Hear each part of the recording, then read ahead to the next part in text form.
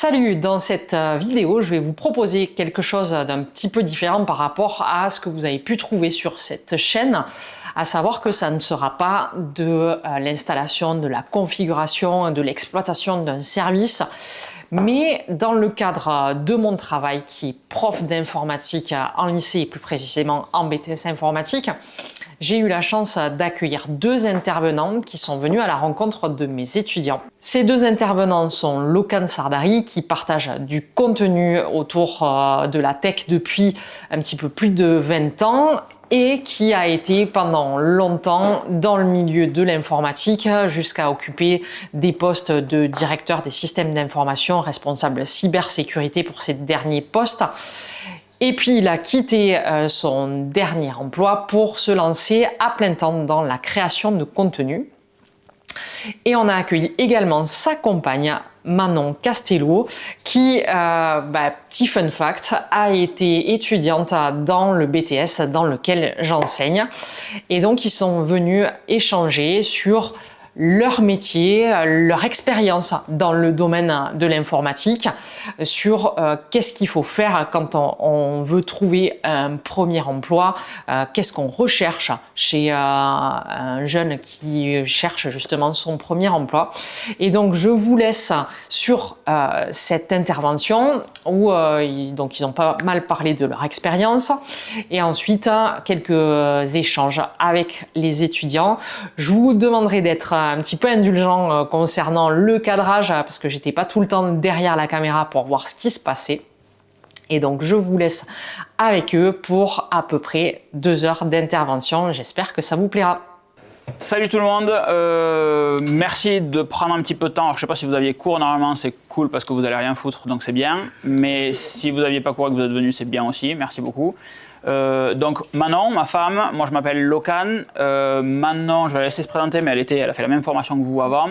Moi j'étais en face là-bas et on appelle ça communément un gros branleur. J'ai fait mon bac en 5 ans. Et ma dernière année de terminale, j'étais à Théo avant. Théo m'a viré, je suis venu faire ma dernière année de terminale ici. Voilà. Comme quoi, c'est pas forcément ce qui se passe ici qui détermine ce que vous faites après, mais on pourra en reparler. Donc j'étais interne là-bas, j'avais les cours en face. Donc on était tous les deux ici et c'est ça qui est trop fun. Alexandra suit mon contenu et l'autre jour en discutant dans un live, je crois que c'est là, que je percute qu'elle est prof à Marie Curie avec vous. Donc l'idée c'est d'essayer de partager avec vous ce que vous pensez qui peut être intéressant, ce que nous on pense qui peut être intéressant aussi. Encore une fois, je vais laisser la parole à Manon dans 2 secondes. Moi, mon passif, c'était une scolarité vraiment merdique, en le disant simplement. Être assis à une table avec quelqu'un qui parle en face et qui fait de la théorie, c'est super compliqué pour moi. Il me faut du concret. Donc, j'ai fait mon bac et en même temps que je faisais mon bac, je travaillais déjà, puisque j'avais 19-20 ans quand j'étais ici. Bac en 5 ans, encore une fois. Une fois que j'ai eu mon bac, je suis parti à Grenoble en 2009, ça date, pour bosser là-bas. Et je suis revenu ensuite, j'essaie de vous la faire rapide, à Toulouse. Et là, j'ai fait un BTS, l'équivalent d'un BTS, un +2, qui s'appelle GMSI, Gestionnaire Maintenance et Systèmes d'Information. Normalement, je crois qu'on a fait une vidéo, vous l'avez vu, dans laquelle on vous disait ça rapidement. Donc ce +2 qui en fait est vraiment le minimum du minimum dans l'informatique aujourd'hui pour commencer à bosser, parce que c'est ce qu'il vous faut pour être tech. Et après j'ai pris mes premiers postes en info et j'ai pris des cours du soir, passé des formations, des certifications. J'ai fait le cursus classique, tech, admin, archi, responsable, manager, directeur. Et donc j'ai fini ma carrière entre guillemets directeur de l'agglomération de Montauban. J'étais avant l'expert sécurité de tout Toulouse Métropole. Et uniquement, encore une fois, avec des cours du soir et des formations. Donc c'est un des trucs, s'il y a un truc qui doit infuser là, c'est une fois que vous avez votre diplôme, n'arrêtez jamais d'apprendre. Parce qu'en fait, votre diplôme, une fois que vous l'avez, il ne sert plus à rien. Il sert juste à votre employeur d'après, dire ok, cette personne, ces mecs et ces 3 filles sont assez smart pour rester assis à une table et écouter ce qu'on leur dit. C'est tout ce que ça dit. Donc passer des formations après, etc. Oui, tout à fait. Je te laisse la parole. Je me lève parce que sinon personne à toi. Eh oui, je suis trop petite. Du coup, donc ouais, moi c'est Manon. J'ai un parcours un peu différent de Lokan du coup. J'ai fait ma scolarité plutôt vers Vic en Bigorre et j'étais à la base en seconde générale, je voulais faire S. Et ma seconde générale s'est très très mal passée, vraiment ça a été chaotique. Et quand je suis arrivée à la fin, je me suis dit, bon, maintenant, qu'est-ce que tu veux faire de ta vie vraiment? Est-ce que tu continues à ne pas travailler comme ça et à aller vers l'échec ou est-ce que tu t'orientes vers quelque chose qui te plaît plus? Et c'est là que je suis partie plutôt en bac électronique du coup. Donc là, lycée technologique. Et mon but c'était d'être la meilleure. Je voulais être la meilleure. Donc j'ai cartonné pendant cette formation. C'était un bac en 3 ans. Et ensuite, je suis partie en BTS ici pour me spécialiser en réseau. Voilà. Ça s'est très bien passé aussi. C'était aussi mon objectif vraiment d'aller au bout et d'avoir ce diplôme. Et ensuite, entre le BTS et ma licence, je suis partie travailler 1 an parce que j'avais besoin d'argent pour financer mes études. Donc, je suis partie travailler. J'ai fait serveuse pendant 1 an. Et j'ai pu réenchaîner sur une licence que j'ai faite à l'IUT. Voilà. Donc, sortant de cette licence, je sors de mon mémoire, je croise le directeur du service informatique de l'IUT et mon maître de stage lui pose la question, est-ce que vous ne cherchez pas quelqu'un pour septembre? Si, elle peut déposer son CV. Et j'ai été embauchée ensuite à l'IUT pendant 5 ans. Voilà. Donc j'ai bossé en tant que technicienne à l'IUT, j'ai passé des concours. Le premier concours, j'y suis allée vraiment comme ça, juste par curiosité. Donc j'ai eu l'écrit mais pas l'oral. Et ensuite, je l'ai repassé 2 fois, je crois, mais il y avait un poste qui était pour Toulouse et moi je voulais pas partir, je voulais rester par ici.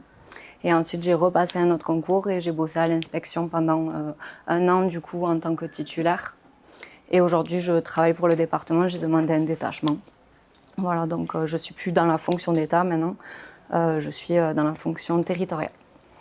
Ça, c'est un bon sujet en termes de durée d'études, mais aussi de là où vous voulez finir de bosser. À main levée comme ça, qui a prévu d'arrêter de bosser, enfin d'arrêter les études et l'enseignement, une fois que vous aurez le +2, de s'arrêter à +2 et de faire ce qui se présente? Allez-y, soyez pas timide, levez la main. Ok, qui veut aller jusqu'à un +4, voire un +5? Alors +4, généralement, c'est admin, mais on a des admins en NG maintenant, donc ok, l'autre moitié. Est-ce qu'il y en a qui veulent aller plus loin sur de l'archi, sur du management, etc.? Je t'ai pas vu lever la main. Je sais pas en fait ce que je vais faire du coup. Ok. Qu'est-ce qui te manque comme info? Est-ce qu'il y en a d'autres? Attends, excuse-moi. Est-ce qu'il y en a d'autres comme lui? Ton prénom c'est? Jonathan. Est-ce qu'il y en a d'autres comme Jonathan qui ne savent pas ce qu'ils veulent faire? Si s'arrêter au +2, +4, etc. Pareil à main levée. Ok, quand même. 4, 5. Cool. 6. Ok. Qu'est-ce qui vous manque? Je te donne la parole du coup. Qu'est-ce qui vous manque pour essayer de déterminer? Vous savez pas à quoi ça consiste le taf après peut-être? Bah ouais, des gens en partie et puis enfin je suis pas trop. Enfin je sais pas exactement quoi faire dans ce domaine-là en fait. Ok. Voilà. Ok. Parce que c'est trop vaste? Bah non pas vraiment, mais c'est que en fait vu que actuellement aussi je suis en alternance, et ce que je fais en alternance c'est pas trop moi ce que je recherchais. Ok. Du coup, Ok, ça se tient. La partie, pour reboucler sur le début du propos, c'est pas que c'est le meilleur moment maintenant pour continuer vos études, mais en fait, tant que vous avez de la lancée dessus, tant qu'il y a de l'inertie, ça reste quand même un moment assez propice. Vous pouvez à tout moment reprendre vos études plus tard et aller plus loin s'il vous manque des diplômes, etc. Mon conseil vraiment, c'est tant que vous y êtes, d'aller le plus loin possible, tant que vous pouvez, tant que cérébralement ça va, tant que financièrement c'est ok, même si c'est de la bagarre souvent, mais tant que c'est ok, tant que vous trouvez des boîtes si c'est de l'alternance, tant qu'il y a un semblant d'intérêt, allez le plus loin possible. Sur mes dernières missions, moi, on recrutait des ingés et on recrute qu'en ingé. C'est-à-dire qu'avant un +5, aujourd'hui, c'est compliqué de trouver du taf qualifié, intéressant. Ça va être un sujet, j'espère que vous avez des questions sur ça parce que c'est super important, sur la partie financière. Il y a un vrai gap de rémunération entre un tech licence, +2, +3, et un 4, 5 ingé ou au-dessus. Avant même de commencer à parler d'expérience et de capacité et de certification, etc. C'est un vrai gros sujet ça aujourd'hui. Donc le propos, c'est tant que vous y êtes, continuez. L'alternance, c'est trop bien. Effectivement, il suffit que tu aies un maître de stage qui soit à chier, que tu aies une mission qui soit naze ou que l'entreprise ne soit pas ouf, bah, tu t'emmerdes pendant 2 ans. Mais en fait, c'est le jeu. C'est un bon moyen pour avoir ton diplôme facilement. Mais il faut rester curieux à côté, c'est ce que disait Alexandra tout à l'heure. Il faut vraiment rester curieux à côté pour voir ce que les copains peuvent faire. Ça, c'est super bien. Il y a tout le monde en alternance? Non, c'est pas un cursus en alternance ici. Et donc, dans le cas d'une alternance, si vous allez sur une alternance après, voir ce que font les autres d'à côté dans leurs écoles et dans leurs boîtes surtout, ça c'est vraiment cool. Et essayez de creuser, je ne sais pas si vous avez des labs chez vous, si vous bricolez sur des Raspberry Pi ou des ordi ou des VM ou quoi que ce soit, mais pour moi c'est la base. Quand on débute, quand on commence, vraiment le but du jeu c'est construire, casser, trouver, procédurer, recommencer et itérer. Et il faut toujours avancer sur des trucs comme ça, régulièrement, parce que c'est juste hyper important. Tout à l'heure, je disais qu'il y a un gros... tu me prends la parole quand tu veux. Vas-y. Vous aussi, je vous le dirai après. Tout à l'heure, je disais qu'il y a un vrai gap de rémunération entre un plus 2, un plus 3, un plus 5.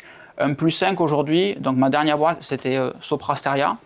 Donc j'étais responsable de la cybersécurité là-bas, donc c'est un truc qui a vachement le vent en poupe. Et on recrutait des ingénieurs qui sortaient de bonnes écoles à 2002, 2003. C'est pas violent comme salaire. Pour autant, avec quelques petites formations, certifications, etc., vous pouvez sans problème aller chercher des 2,8, 3, 3,5 rapidement. Mais, spoiler alert, c'est pas ceux qui branlent qui ont les augmentations.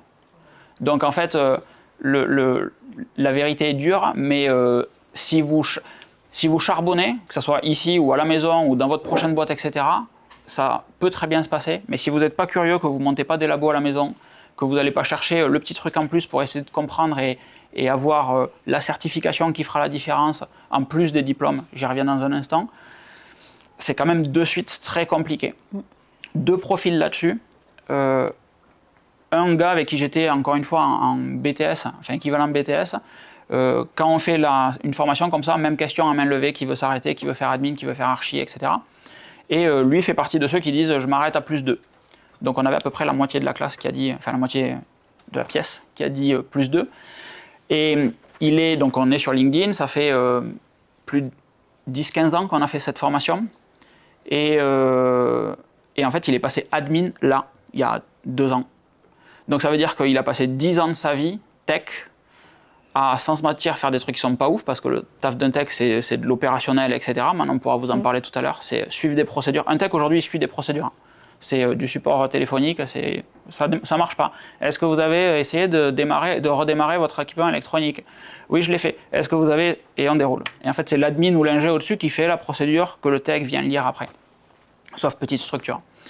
Et en fait tous les autres ont continué sur de l'admin ou sur de l'ingé, et c'est que des profils où les mecs ou les filles, la fille, sont rapidement passés sur des niveaux d'augmentation un petit peu plus intéressants, des responsabilités plus intéressantes dans l'entreprise. Donc ça veut dire que vous ne faites pas que lire votre procédure, mais vous allez pouvoir encadrer 2, 3, 4, 10 gars peut-être pour faire des nouvelles missions et avancer sur des sujets. Et là du coup ton taf il prend du sens, parce qu'en fonction de ce que toi tu kiffes, tu peux aller encore plus loin dans ce que toi tu kiffes. Si tu es un bon manager pour ça, c'est cool.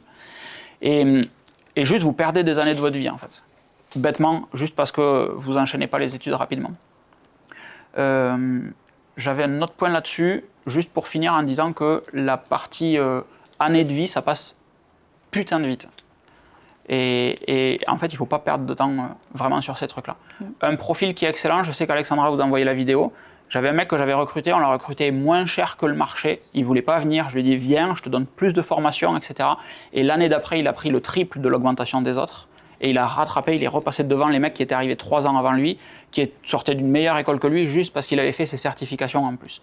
Quand je dis certification, il y a le cursus traditionnel de on a un plus 2, on a un plus 4, on a un plus 5. Vous pouvez faire doctorat en plus 12 si vous voulez en informatique, ça existe. Bon, dans la vraie vie, je vois pas l'intérêt, mais ça peut être un kiff.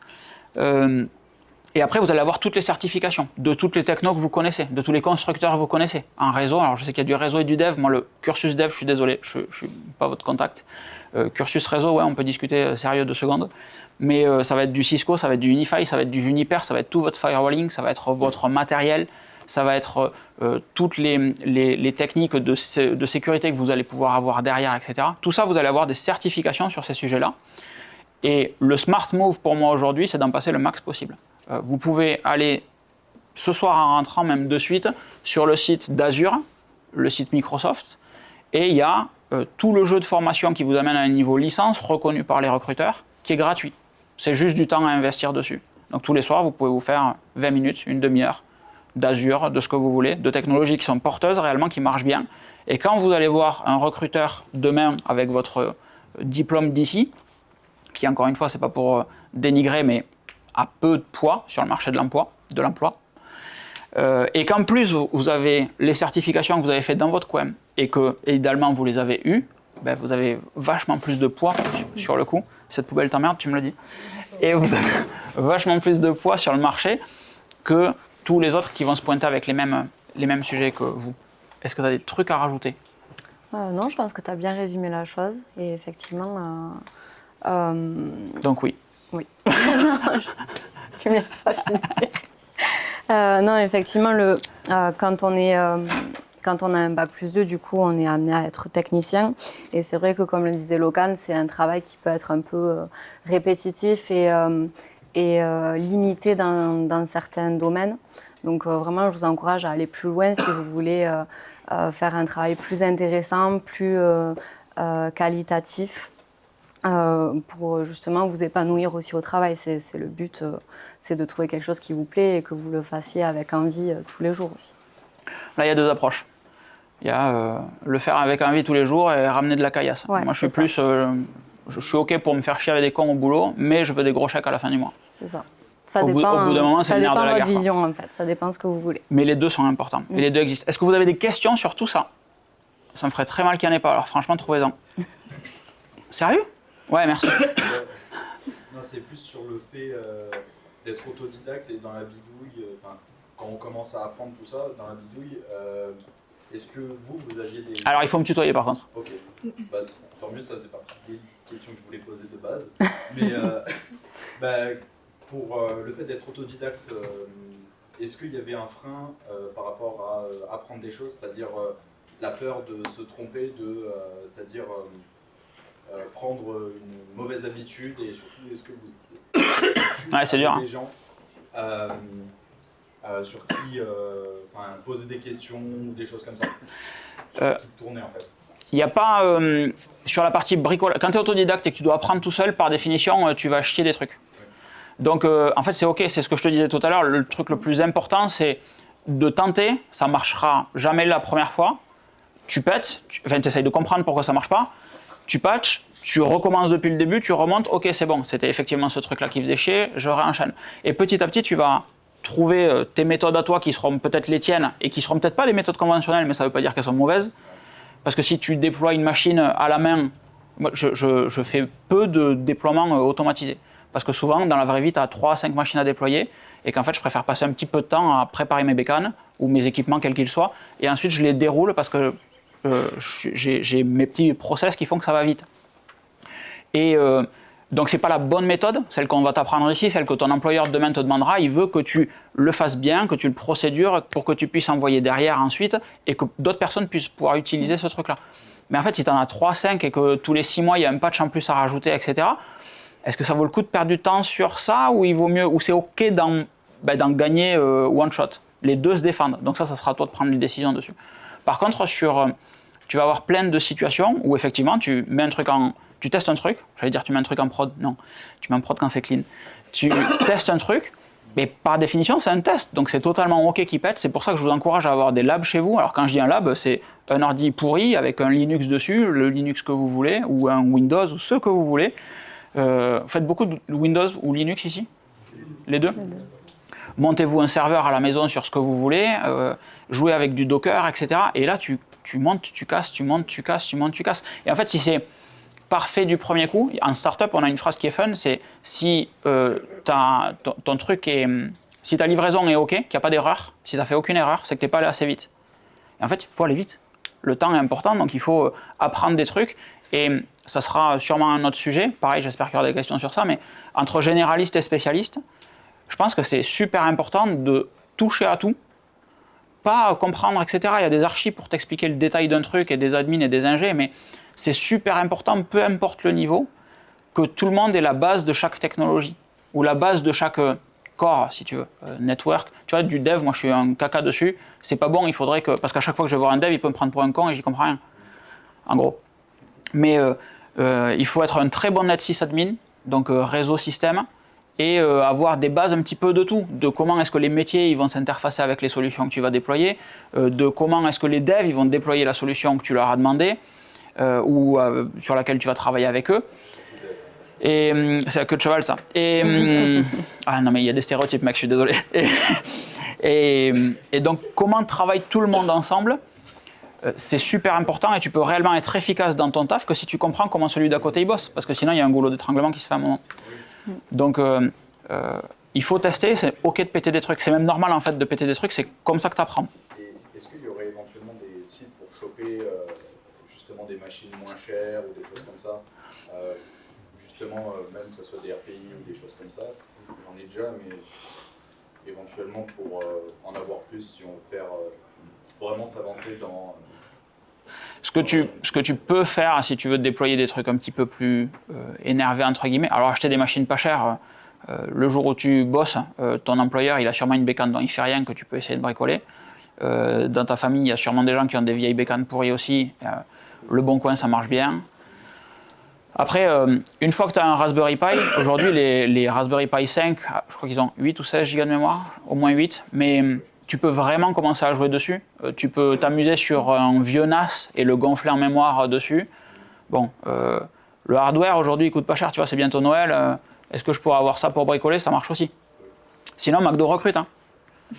Non mais c'est un truc con, mais moi je suis assez bourrin sur des trucs comme ça. Donc l'idée c'est de vous secouer un petit peu. Mais moi quand j'étais là, je bossais à Decathlon tous les samedis. J'avais mon contrat de 10 heures semaine. La semaine j'étais ici. Et le samedi matin, j'allais bosser chez Decathlon et j'avais mon super salaire de 306 €. Mais ça me laissait de la latitude pour faire des trucs à la con ou des trucs intelligents comme monter un cluster ou un lab. Totalement. Moi, c'est pareil, je bossais toutes les vacances scolaires, tous les étés et les week-ends aussi, je faisais des extras. Donc, j'avais besoin d'argent, j'allais travailler en fait, en plus de mes études. Mais ça fait pas genre un peu peur de full travailler et au final se dire ouais, je pourrais gagner du temps en apprenant ci ou ça et au lieu de travailler dans un truc que j'aime pas forcément, genre McDo ou quoi. Mais la boucle, pardon, vas-y. Je pense que ça t'apprend quand même pas mal de choses, même si tu travailles dans un autre domaine qui est ton domaine de base. Le fait de travailler, tu vois, par exemple en service, moi, ça m'a appris l'organisation, ça m'a appris à gérer une équipe, ça m'a appris à la hiérarchie, à gérer des cons. Et en fait, même si c'est pas ton domaine, tu apprendras quand même des choses en travaillant dans un truc qui n'est pas à la base forcément super. Bon. Mais ton propos, c'était comment on fait pour avoir des machines moins chères. Et en fait, tu as deux variables, soit tu trouves une machine moins chère, soit tu augmentes ton argent. Donc le propos, c'est juste ça, je te dis pas de faire une carrière au McDo. Hein. Mais si l'idée, c'est... Si ta vision, le truc super important, c'est de savoir où vous voulez aller. Sans mettre de pression non plus.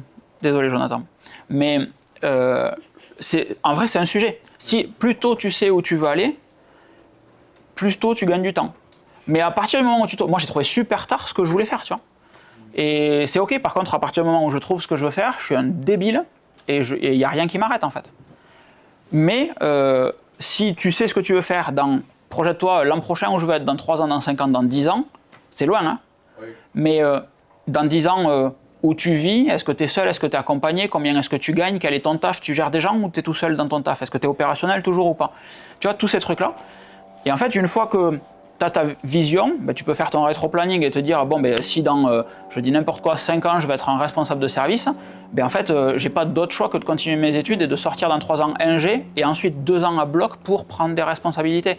Bon, spoiler, 2 ans pour monter, c'est chaud. Mais une fois que tu as ton idée en tête, toi, tu veux avoir un lab, ok, tu veux monter en compétence avec ton lab, ok, pour ton point de demain. Aujourd'hui, il te manque du matos. Soit tu trouves le matos, soit tu trouves l'argent pour acheter le matos. Oui. Et ces projets peuvent changer en fonction des opportunités aussi qui s'offrent à vous. C'est pas figé non plus. C'est pas, je veux faire ça dans 10 ans, je change rien d'autre. Mais tu changeras forcément, parce que même ton taf, il va changer en fait. Même ton secteur va changer. Et il y a des trucs qui étaient vrais à une époque, qui sont vrais. Quand moi je suis sorti d'ici, je crois qu'on disait que les compétences tech étaient valables pendant 5 ans, un truc comme ça. Quand j'ai quitté mon taf, objectivement, tes compétences, elles sont tenables pendant 18 mois. Au bout de 6 mois, si tu t'es pas formé, tu passes déjà pour un idiot en réunion. Ça va super vite. Ça va super vite. C'est une question? Oui. Ouais, vas-y. Comment vous avez eu cette idée de vous lancer sur les réseaux sociaux? Ah ouais, donc rien à voir avec l'IT direct. C'est Marie-Claire. Ok. Parce que je travaillais avec des cons et que je gagnais plus. En fait, je fais de la créa de contenu. Rassurez-moi, on va revenir sur l'IT quand même. Je fais de la créa de contenu depuis 20 ans. Et petit à petit, du coup, je gagnais plus de taf, plus de thunes, pardon, avec ma créa de contenu qu'avec mon taf de directeur cybersécurité. Donc j'étais manageable parce qu'aux entretiens individuels, c'était en fait, moi, tu sais, je gagne plus en restant à la maison, donc donne-moi du taf qui soit intéressant, sinon j'ai pas envie. Et au bout d'un moment, à force de se battre pour des équipes qui elles aussi s'en foutent, puisque c'est pas pour être méchant avec vous parce que je vous connais pas, mais moi les jeunes que j'avais étaient des vrais cons. Vrai con c'est trop large, donc je précise, mais manque de reconnaissance et de respect. C'est-à-dire que quand la personne, il n'y a pas beaucoup de bons managers, j'ai la prétention d'en être un. Prétention est bien choisie. Quand il y a quelqu'un qui se bat pour toi au taf, c'est bien que chacun se défende un petit peu, quoi. Et donc, je pouvais me battre avec les ingés que j'avais recrutés. Et en fait, quand le plus 2 descendait en disant « il y a des problèmes ici ?» Non, il n'y a aucun souci. Donc tu passes pour un con tout seul à te battre pour des gens qui s'en foutent. C'est pas ouf. Et donc avec ça, cette question était de toi? Non. Cette question était de toi? Oui. Ok. Et donc, à force de se friter avec des personnes qui s'en foutent, et quand tu sais que tu as une porte de sortie facile, sur laquelle tu mets peu d'énergie en plus, c'est pertinent d'y aller. Enfin, moi, j'ai trouvé pertinent d'y aller. C'est la meilleure décision que j'ai jamais prise. D'autres questions? Oui. Pour être manager en cyber, Ouais. t'as passé quoi comme certif? Est-ce que t'en as passé déjà Ouais, j'ai beaucoup de certifs. Le gros hack de ma vie IT, c'était les certifs. Et donc, le jeu, c'est que pour être manager, quel que soit l'endroit où tu es et le domaine dans lequel tu es un manager, tu gères des tu gères des personnes. Et donc, tu as 2 manières d'y arriver. Soit tu gères très bien des personnes, soit tu es très técos, et c'est triste parce que ça ne devrait pas être le cas, mais la courbe de progression, c'est tech admin, net 6, ce que tu veux, potentiellement archi avec un raccourci, et c'est un super architecte, on va le nommer manager. Ben non, il gère des switches. Ça n'a aucun rapport. Mais c'est la logique aujourd'hui. Quelqu'un qui est très bon techniquement, on va lui filer des humains qu'il n'a jamais vus parce qu'il était dans sa cave jusqu'à maintenant. Mais il va apprendre un nouveau métier. C'est un autre taf et pour autant on va lui donner. Donc tu as ces 2 possibilités pour passer manager. Moi je pense que je gère bien, je gère bien des gens et je suis un très bon généraliste. Spécifiquement sur quelques trucs je vais être bon, mais il y a, tu vois, dev, non, c'est pas du tout mon domaine, etc. La partie cyber des gars que je gérais, il y a plein de trucs qui sont pur Linux. Je peux te le simplifier, mais en fait, s'il faut le faire, je suis incapable de le faire. Et en fait, le propos du bon manager, bon chasseur, mauvais chasseur, mais ils n'ont pas la ref, c'est une blague de vieux. Et du coup, un bon manager va savoir s'entourer des équipes et redistribuer les compétences entre ses équipes et les missions. Donc et c'est là que tu t'éclateras le plus. Parce que si tu es juste tech et que tu montes, technique, et que tu montes, ta relation avec tes équipes, elle se fait sur ta compétence. Et un jour ou l'autre, il y a un merdeux qui vient et qui te casse les couilles. Parce qu'il en sait plus que toi et c'est le jeu en fait. Même si tu te formes tout le temps, il aura appris des trucs qui sont plus intéressants à l'école, il les mettra plus. C'est le grand jeu de la vie. Donc tu es obligé de te former aussi sur la partie management, encadrement des équipes, etc. J'ai répondu à ta question? Ouais, à peu près, mais je voulais savoir par rapport au certif en cyber. Pardon, excuse-moi.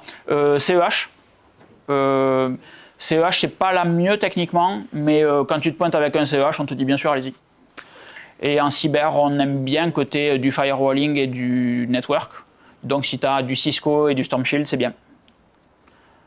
Voilà, Storm Shield, il faut. Cisco, c'est la base. Cisco, vous faites passer les certifs ici ou pas du tout? Cisco, tout le monde devrait avoir une certif Cisco avant de commencer sur le monde de l'emploi.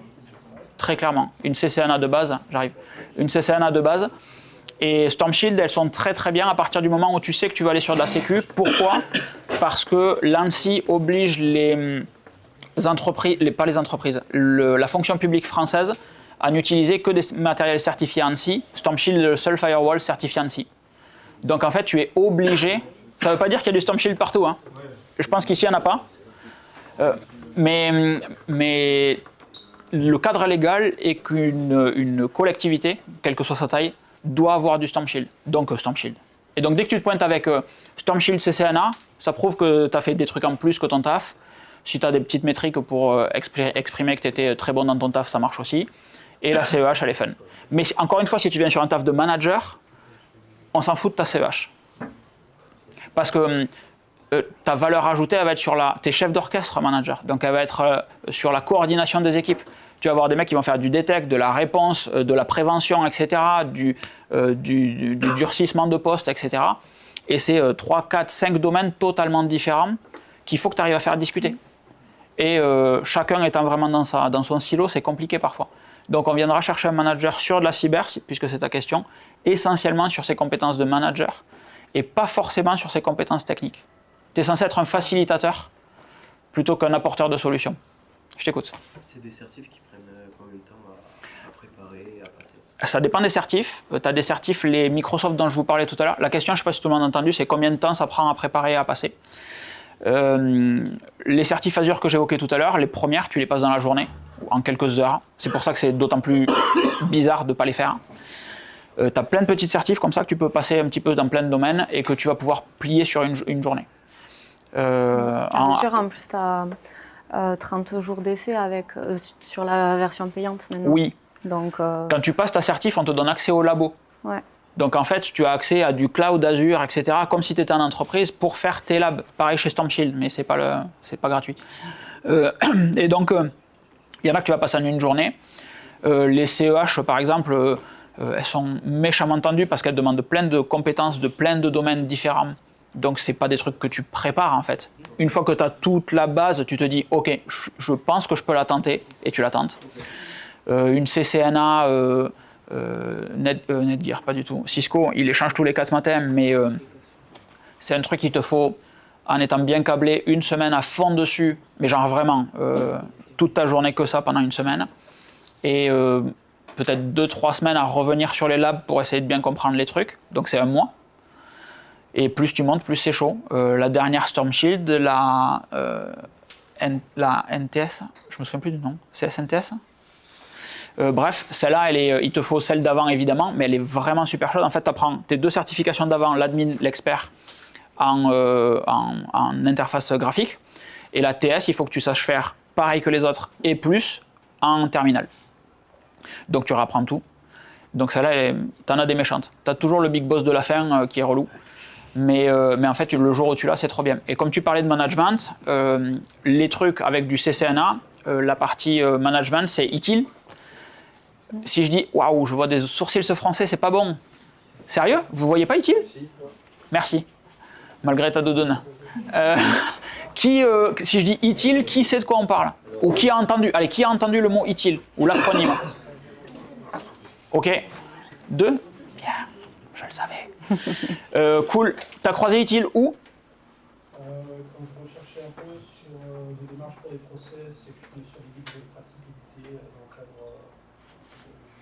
Ok. Ok. ITIL, du coup, je cherchais une excuse depuis tout à l'heure pour utiliser mon marqueur. C'est Infrastructure Technology Information Library. C'est un guide de bonne pratique en 5 volumes. Alors vous n'avez pas à bosser les 5 volumes, hein, tranquille. Mais ça explique comment on doit gérer un service informatique. C'est un livre, un recueil de conseils, voyez-le comme ça. C'est-à-dire que vous pouvez très bien gérer totalement différemment. Je ne sais plus qui, tu me demandais tout à l'heure si j'ai une méthode qui est différente, etc. Ben là, typiquement, c'est un recueil de méthodes. Tu auras peut-être des méthodes où tu te dis « Ah putain, celle-là, il faut que je l'applique ». La méthode de base, c'est un point d'entrée pour le support. Il n'y a pas Michel que tu croises dans le couloir, il n'y a pas le numéro de téléphone, il n'y a pas le mail envoyé à ta collègue qui te le transmet après. Un putain de GLPI avec une page support et on met la question là-dessus. Ça, c'est la base d'ITIL. Un seul point d'entrée, rien ne se perd. Mais après, tu vas avoir des trucs dans la gestion des services et les discussions avec les métiers, par exemple, ben, qui vont peut-être pas s'appliquer à ce que toi tu fais dans ton taf. Et en fait, c'est OK de s'inspirer de ça et de se dire, OK, la tendance c'est ça. S'ils disent que ce process il est intéressant, c'est parce qu'il permet de. Moi, je peux faire la même chose en faisant plus simple ou différemment parce que ça marche pas. Bon, mais c'est OK, ça marche. C'est OK, ça fonctionne. ITIL, notez-le, genre vraiment, et foutez un coup au moins de Wikipédia ou de ce que vous voulez. C'est la base d'un service informatique et de comment on fonctionne sur un service informatique. Et ça, c'est carton jaune pour Alexandra. Genre vraiment. Elle n'est pas toute seule. Pour Marie-Q, alors j'ai pas cette carte en jaune. Non, vraiment. Ouais. ITIL, super important. Ouais, c'est la première formation que j'ai passée quand j'ai pris mon poste de technicienne. Et c'est le truc, tu vois, sur la partie management, donc ITIL, tu as plein de niveaux. Au revoir. ITIL, tu as plein de niveaux, entre guillemets. Et donc, tu me posais la question des certifications. ITIL, tu as un premier... tu as un tronc commun en bas. Je ne sais même plus comment il s'appelle. Génial, bravo. Et ensuite, tu as des petits bâtons comme ça, clac, en fonction de ce que tu veux faire. Donc, si je dis pas de conneries, il y en a 3 pour les techs, 2 pour les managers, etc. En haut, tu as le bloc expert tech, expert manager. Et en haut, tu as le bloc, le boss de fin, méchant sa maman. Et donc, la base, là, en vrai, c'est 3 jours de formation pas vénère. C'est un QCM ITIL à chaque fois, donc il y a 40 questions. Donc 3 jours de formation pas vénère, tu le passes à la fin de tes 3 jours de formation dans l'organisme, tu peux même le passer en candidat libre. Ça c'est pareil, les formations candidat libre, il faut vous jeter dessus. Donc en gros, vous payez l'inscription, 30 balles ou un truc comme ça. Vous avez trouvé sur un truc pirate les PDF, etc. ou demandé à quelqu'un que vous connaissez qui pourrait vous les filer, les cours, et passer le truc, le tronc commun. Une fois que vous êtes là, encore une fois, donc il y a gestion de service, faut que je les retrouve. Je vais filer la parole à Manon qui va meubler pendant un moment et je vais aller chercher ça. Ensuite, il y a les 2 pareil pour les managers, donc c'est aussi la gestion d'équipe. Et donc, une fois que tu arrives là, là c'est assez énervé, tu peux encadrer une équipe très cool quand tu te pointes avec ce truc-là. De suite, tu prends un gros chèque en plus parce que tu sais défendre. Moi, votre équipe, bien sûr que je peux la gérer, monsieur le directeur. Regardez, je suis ITIL expert. Ah, pardon, mais réellement, ça se passe comme ça en entretien. Tu te pointes avec un papier qui dit que tu es expert dans un domaine. Si le mec il recrute dans ce domaine, il se tait en fait. Et tu es la personne qu'il cherche. Donc le but du jeu, et après tu as le boss de fin qui est, pareil je m'en souviens plus, mais elle a un nom à la con. Ah merci, Master, ITIL Master à la fin. Donc ça, clac, ils ont changé. Celle d'en bas c'est la Foundation. Évidemment j'écris trop petit, hein, donc c'est pas drôle. Et donc après il y a la CDS, Create, Deliver and Support, Drive Stakeholder Value, le but du jeu d'un service informatique. Elle est drôle cette question en QCM. Le but du jeu d'un service informatique, c'est de délivrer de la valeur au métier. C'est pas l'informatique. L'informatique, c'est un coût. Vous coûtez cher, on coûte cher. Mais le but du jeu de l'informatique, c'est que les métiers, ceux qui produisent, ceux qui fabriquent des avions, ceux qui construisent des trucs avec, ils puissent faire leur taf et construire de la valeur. Donc le but du jeu, c'est que les métiers, ils puissent faire de la valeur. Et donc c'est l'objet de tout ce vertical-là. Depuis quelque temps, on a le High Velocity IT, dont le but, c'est justement d'avoir des services informatiques qui vont de plus en plus vite, où on essaye d'éliminer... d'avoir des tâches de plus en plus spécialisées et d'éliminer les trucs qui prennent un petit peu de temps ou les moments où on va faire des validations excessives, etc.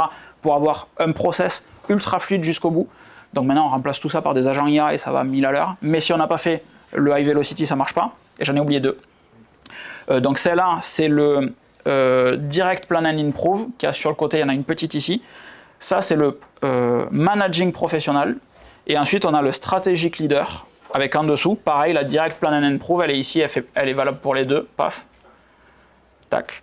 Et on a ensuite le Digital and IT Strategy. Et une fois que vous avez la partie, vous savez gérer un service informatique sur le bout des doigts, puisque vous êtes MP, ok, Managing Professionnel, bon, expert à l'époque, et vous savez où vous voulez aller parce que vous avez la vision du service informatique, clac, une fois que vous avez les 2, vous êtes master.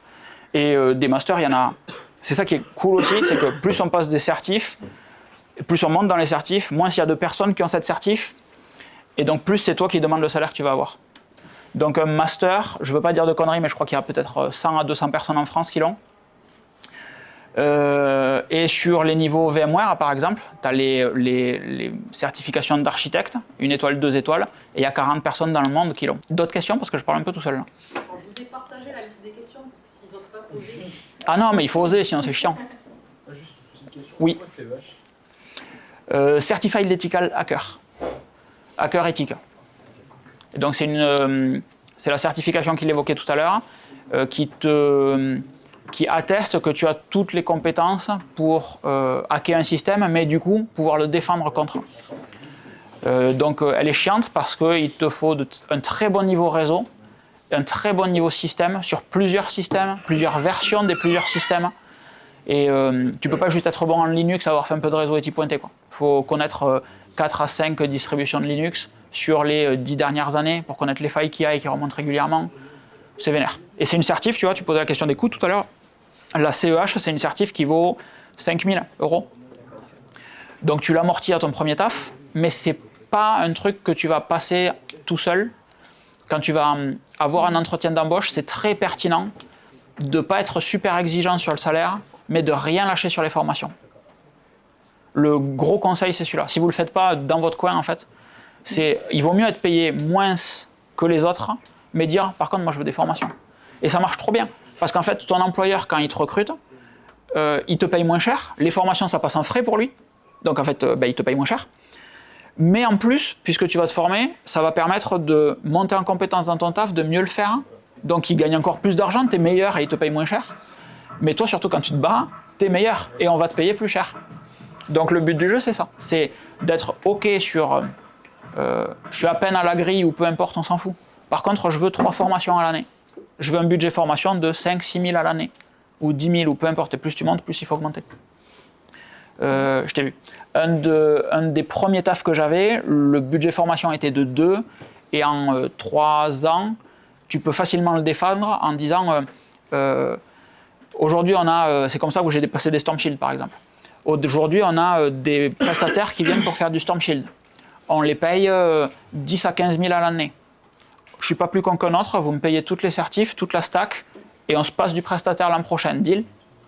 Bah oui, ça coûte la moitié du budget annuel qu'on a sur le prestataire. Et à partir de là, on n'aura plus besoin des autres. Bah bien sûr. Tu vois, en fait, la partie négociation, elle est super importante. Bonjour. Comme ça. Salut. Désolé, je me suis... Ça arrive à des gens très bien, ne t'inquiète pas. Je t'écoute. Oui, est-ce que ces certifications, elles peuvent être aussi utiles pour les développeurs, éventuellement, ou pas du tout? Oui, carrément. Carrément. Tu vas avoir des certifs, il y en a pour tous les sujets, qu'ils soient tech, encadrement, méthode de travail. Tu vois, tout à l'heure, je te parle d'ITIL, mais mon gros copain, il est en face et il s'appelle Agile. Si je dis Agile, à main levée, il y a des gens à qui ça parle? Agile et son copain à côté, bon ben si vous ne connaissez pas Agile, Safe c'est sûr que non. ITIL, c'est comment on gère un service informatique, donc les flux d'entrée, les flux de sortie, comment on crée de la valeur avec le service informatique. Agile, c'est à l'intérieur du service informatique et donc des équipes, sans les interactions avec les autres. Comment on fait pour que ça travaille bien? Comment est-ce qu'on fait des équipes de 3, 4 ou 10 personnes? Et dans ces équipes, est-ce qu'on met que des devs et que des ingés, réseau? Ou est-ce qu'on fait un mélange de tout? Est-ce que l'équipe elle doit produire toute seule ou est-ce qu'elle doit travailler avec d'autres équipes? Bon, ça c'est du agile, pour faire simple. Pareil, même principe de stack. Plus simple, il y a une fondation, une admin, une expert et une papa qui recoupe tout en haut.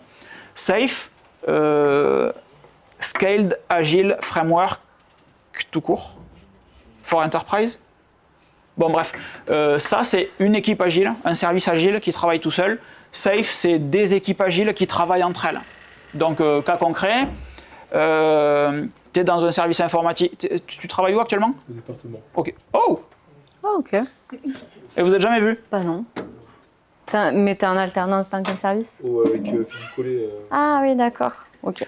Bon, ben à lundi. Lundi. ITIL, comment est-ce que je gère mon service informatique avec les autres? Qui me fait des demandes dans quel sens? Comment j'y réponds? De quelle manière? Agile, pour répondre à la demande qu'on m'a faite, comment est-ce que j'organise et je structure mes équipes? J'ai un projet qui est un petit peu plus vénère. Je parlais de sous-marin il y a 2 secondes, ça peut être un déploiement dans une banque, etc. J'ai mon équipe agile de Soprasteria, Capgemini, qui vous voulez, qui doit travailler avec l'équipe agile de l'armée, ou ils en font, vraiment, boss. De l'armée, ou de la banque qui est en face, BNP, Société Géniale, ce que vous voulez.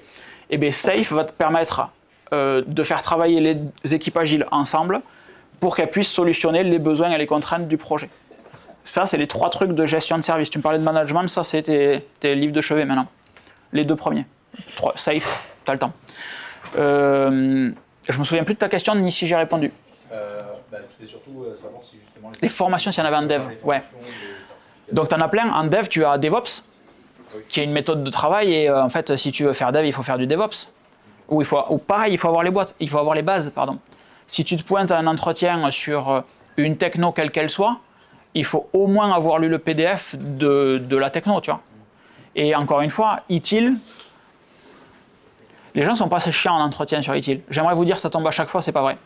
Mais en fait, ça va permettre de connaître les mots-clés qui font qu'à l'entretien, si tu places une création de valeur, un service métier, un point d'accès, tous ces trucs-là, ça marche super bien. Le mec en face, il fait OK, bon, il est câblé. T'es pas câblé. Le but du jeu, désolé, hein, le but du jeu, c'est de faire illusion. Le but du jeu, c'est de faire illusion. Quand tu te pointes à un entretien d'embauche, la personne en face de toi, il faut qu'elle croie, pas qu'elle sache, il faut qu'elle croie que tu es exceptionnel et qu'il n'y a personne d'autre que toi pour ce poste. Donc ça veut dire que toutes les caractéristiques qu'il y a sur la feuille de poste, tu les as bossées, tu connais les mots-clés de chaque truc pour pouvoir les replacer nonchalamment dans l'entretien. Et le mec se dit, bien sûr, mais il respire-t-il ce jeune? Que dalle, tu connaissais pas la veille. Exactement. Savoir se vendre, c'est savoir ce que tu fais, vaut, etc. Ça, savoir se vendre, ça sera tes compétences de dev, tu vois. Là, moi, je t'apprends à être un margoulin et à faire croire que tu sais alors que tu sais pas. Et si tu as le poste, entre le moment où tu as eu l'entretien et où tu auras le poste, bah, tu peux réellement te former. Et ça te met un challenge de plus dans ta vie. Mais ça sera le cas concret de te dire, putain, l'autre débile qui est venu là avec ses bras tatoués, il avait raison en fait. Parce que j'ai eu ce poste et je ne l'aurais pas eu si je n'avais pas regardé le PDF hier. Et encore une fois, le but du jeu, c'est que le ticket d'entrée du salaire, tu l'augmentes. D'autres questions? Oui. Cool. Ah, okay. Double bon point. Je peux respirer. Est-ce que ça a été dur pour vous Pour toi? Pour toi, oui. Okay. Est-ce que ça a été dur pour toi est-ce que vous étiez combien de filles dans votre formation? Est-ce que ça a été dur tout au long de la formation? D'être en minorité? Oui, c'est un peu un métier stéréotypé. Ouais, totalement. Alors, honnêtement, ça n'a pas du tout été dur pour moi parce que j'ai toujours travaillé qu'avec des hommes pratiquement et ça me convient parce que j'aime bien la mentalité dans le travail, tout ça. Et je me suis pas sentie mise à l'écart, j'ai été toujours bien accueillie. J'ai pas eu de soucis en fait avec les hommes, que ce soit dans mes études ou dans mon travail. Donc personnellement, je sais pas quelle est votre expérience là-dedans, mais personnellement, moi c'est quelque chose qui me gêne absolument pas. Même je préfère. Voilà, pour avoir travaillé aussi dans d'autres milieux qu'avec des femmes, notamment tout ce qui est service et tout, c'est totalement différent. Voilà. Mais après, encore une fois, ça dépend de la mentalité des gens avec qui tu travailles, ça dépend... Je pense pas que ce soit forcément une question de sexe, mais vraiment de mentalité avec lesquelles... Enfin, de mentalité des gens, en fait, juste ça. Ouais. Et de respect, encore une fois. Ouais, c'est-à-dire que tu bosses avec d'autres filles ou avec des mecs, ou que tu sois un mec qui bosse avec des filles ou peu importe, en fait, tu es au boulot et pas en soirée ou pas à la maison. Et du coup, on te doit le respect, mais tu le dois aussi aux autres. Et il faut, mais ça vient avec l'expérience, on a beaucoup de conversations sur ça. Il y a une ligne à tracer dans le sable, et il y a deux lignes à tracer dans le sable. La première qui est franchie, c'est « mec, pas cool ». Non, pas cool, j'aime pas. Tu vois, tu dis ça, c'est pas cool. Et la deuxième, c'est le bourre-pif. C'est vraiment non, en fait, ta gueule. Et dans le taf, comme dans la vie, tu es obligé de savoir faire et dire ça, de savoir où sont tes limites, qu'est-ce qui va te faire râler. Est-ce que si on vient te chercher sur la qualité de ton travail, ça te fait râler ou pas, ou tu es en capacité de te remettre en question et de pouvoir avancer.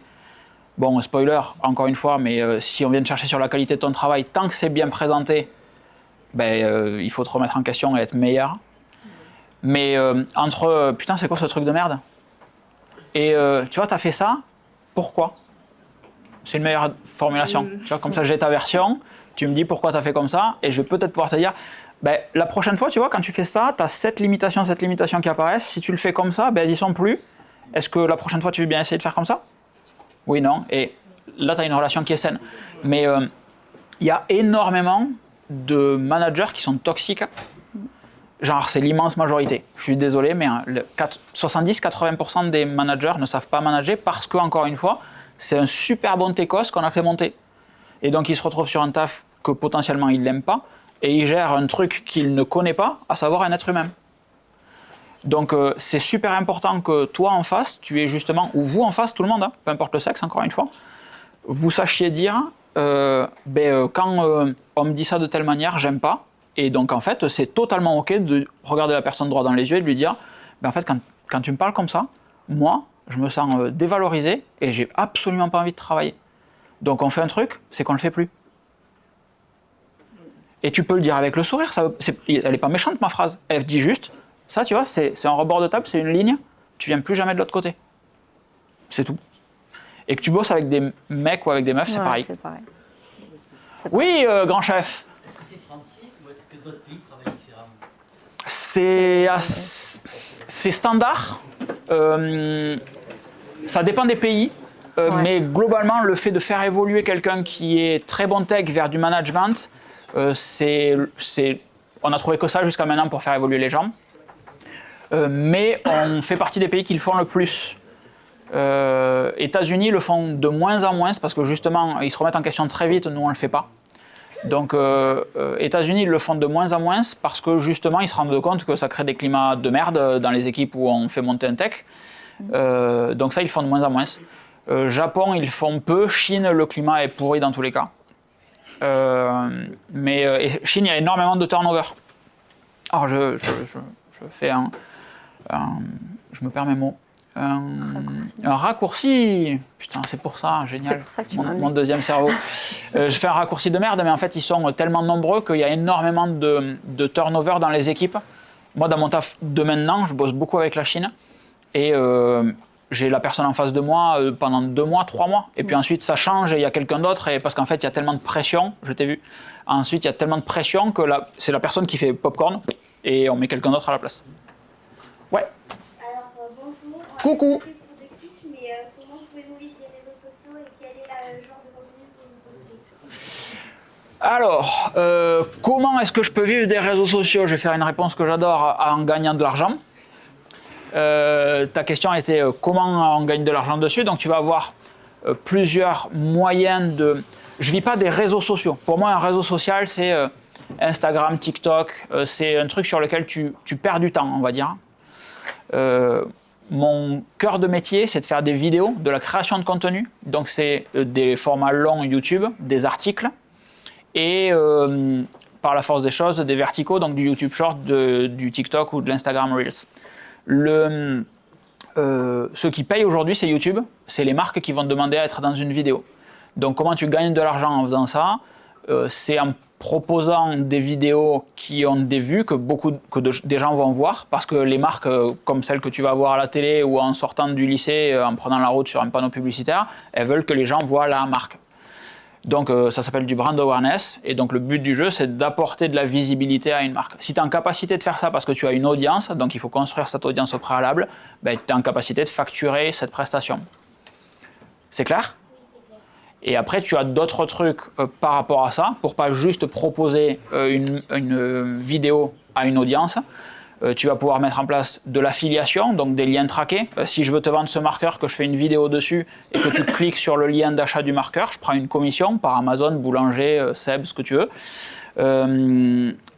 Tu peux avoir ensuite des formats premium, ce que moi je fais beaucoup, ce que beaucoup ne font pas. C'est-à-dire que je vais proposer des contenus spécifiques de plus haute qualité où je vais partager davantage de choses contre une prestation. Donc il va y avoir des personnes qui vont payer un accès à un serveur particulier où je mets du contenu que je ne partage que là. Typiquement ce que je vous partage aujourd'hui, normalement ça irait là-dessus. Et c'est comment est-ce qu'on gère nos journées, comment est-ce qu'on gère les partenariats, ta question par exemple, comment est-ce que je gagne de l'argent, comment est-ce que je démarche les entreprises, qu'est-ce qu'on va faire au CES en janvier à Las Vegas, à aller voir toutes les marques, etc. Ça c'est le premier niveau de presta. Et après, il y a 2 autres formats, un format mastermind où 1 à 2 fois par mois, on fait une visio de 1 heure à 2 heures et les personnes en face posent les questions qu'elles veulent sur des finances, des formations, de la productivité. Donc c'est des petits groupes de 10 personnes et on y répond, ou une fois par mois, un one-one avec la personne qui veut accélérer encore plus. Là, tu as à peu près tous les spectres. Mais le plus gros du truc, c'est avoir une audience, facturer la valeur frontale d'une pub à l'audience. Ça marche bien tout le temps. Peu importe le réseau, avec plaisir. Oui. C'est quoi votre BTS? C'est Manon qui a fait ce Oui, BTS. c'est moi qui ai fait ce BTS. Parce que je sortais d'un bac électronique, du coup, et je voulais m'orienter vers l'informatique et plus particulièrement le réseau. Moi, c'était vraiment le réseau qui m'intéressait. Donc, du coup, je suis venue faire ce BTS. Et j'avais aussi la contrainte, entre guillemets, de vouloir rester dans la région. Je suis très attachée à mes Hautes-Pyrénées et du coup, je voulais vraiment rester par ici. Voilà. D'autres questions? Ouais, vas-y. Vous en avez plein ici. Comment avez-vous choisi votre stage? Comment est-ce que on a choisi quoi? Votre stage. Toi, du coup, parce que moi, j'avais fait une alternance. Qu'est-ce que j'ai fait comme stage en BTS? Je me souviens plus. Si, pardon. J'ai fait mon stage à l'Observatoire Midi-Pyrénées. Ah, stylé. Au Pic du Midi? Ouais, Pic du Midi, donc il y a une antenne à Tarbes. Et après, j'allais de temps en temps passer la nuit au Pic du Midi pour faire un peu de réseau là-bas. Ah, il y a des trucs chiants. Hein. Ouais. Et à l'époque, il y avait un... Je ne sais pas s'il était vacataire ici ou pas, Monsieur Chamac. Ça vous parle ou pas? Il a travaillé ensuite dans l'Observatoire. Voilà. D'accord, voilà. Donc du coup, je l'ai rencontré et j'ai sympathisé avec lui et c'est comme ça que j'ai pu avoir mon stage à l'Observatoire Midi-Pyrénées. C'était une très belle expérience. Tu m'étonnes. Vas-y. Je voulais juste vous poser une question à vous deux. Est-ce que vous avez des regrets dans votre parcours professionnel ou pas? Une chier. Oui. Vas-y. Oui, elle est bien cette question. Elle est ouais. Bien. Totalement. Moi, regret et remords d'ailleurs, les deux. Moi, j'aurais aimé continuer, plus me former après. Tu vois, typiquement, un bac plus 5, ça m'aurait plu. Et maintenant, avec le recul, dès mon entrée sur mon poste à l'IUT, j'ai fait quelques formations, mais j'aurais dû plus accentuer. Vraiment, j'aurais dû me former beaucoup plus. Et encore aujourd'hui, il faut que je le fasse. Et il en a beaucoup parlé tout à l'heure, Locan, mais vraiment, je vous encourage aussi à vous former tout au long de votre carrière. C'est pas on sort de l'école, on arrête d'apprendre en fait. Vraiment, c'est hyper important de toujours garder cette dynamique et de continuer à évoluer. Et même pour vous, ça sera stimulant en fait. Vous n'allez pas stagner et vous enfermer dans une bulle. Et pareil, même délire, moi, j'ai pas le regret de ne pas avoir fait assez de certifications, parce que j'en ai une pelle, mais d'avoir commencé trop tard, d'avoir été un branleur quand j'étais là. Et en fait, j'ai perdu 10 ans de ma vie, aussi simplement que ça, parce que je foutais rien quand j'étais là. Alors j'avais d'autres priorités, tu vois, moi à l'époque je faisais sport-études, tous les week-ends j'avais une compétition internationale de boxe, donc bon, ma priorité à l'époque c'était pourquoi est-ce que j'irai à l'école, qu'est-ce que je m'embête à passer un bac alors que je gagne déjà un salaire à 5 chiffres tous les mois. Et ça ne met pas vraiment les choses en perspective, tu vois. Sauf qu'à un moment, tu arrêtes et je fais quoi? Donc, avoir été vraiment bourrin au moment de l'école, j'aurais adoré avoir le discours là. C'est pour ça que j'insiste autant sur les certifs, parce que c'est un espèce de raccourci, les certifications. C'est un hack de fou dans la vie pro, en fait. Ça ne marche pas pour tous les domaines d'activité, hein, mais en informatique, déjà que la vie est belle parce qu'il y a du taf. En plus, avec des certifs... C'est des raccourcis tout droit, tu vois, ton parcours pro il est comme ça, tu vas aller chercher un petit peu de compétences, puis tu reviens, tu les amènes à l'entreprise d'après, t'en prends un petit peu, tu les ramènes, et en fait là tu pètes tout droit. Mais j'ai compris ça, j'ai du utile, pouf, j'ai du safe, poum, poum, poum, et c'est un raccourci sur trop de trucs, et on vient plus te chercher après, et t'as que du taf qui est intéressant, parce qu'à partir du moment où t'as des certifs, tu peux être un connard dans ton taf, et tu peux passer du temps à dire mais attendez, moi vous m'avez fait venir parce que je suis expert Storm Shield ou expert ITIL, c'est pas pour faire du ticket. Ça peut marcher, ça marche très souvent en vrai. Donc avoir perdu 10 ans, tu vois, à chercher un petit peu, tâter, je m'en fous, je suis autodidacte, je suis pas con, je m'en sortirai. Bon, et en fait tu trouves un taf à un moment, le marché se resserre et on te dit ouais mais moi si vous n'avez pas un +2, ça marche pas. Et donc la chance que j'ai eue, c'est que à un moment je postule un truc, le gars me dit, nous on recrute à +2, je répète, maintenant les boîtes recrutent à 1G. On on recrute à +2, il vous faut un +2. Et donc le gars me donne le contact de l'école que j'ai faite à Toulouse, à la Belge, pour passer ce que moi j'ai considéré comme une VAE, validation des acquis et de l'expérience, qui était un +2 en alternance. Et grâce à ça, j'ai pu avoir mon premier taf et enchaîner ensuite derrière. Mais ouais, juste certif et être assidu sur le taf. Quoi. Ouais.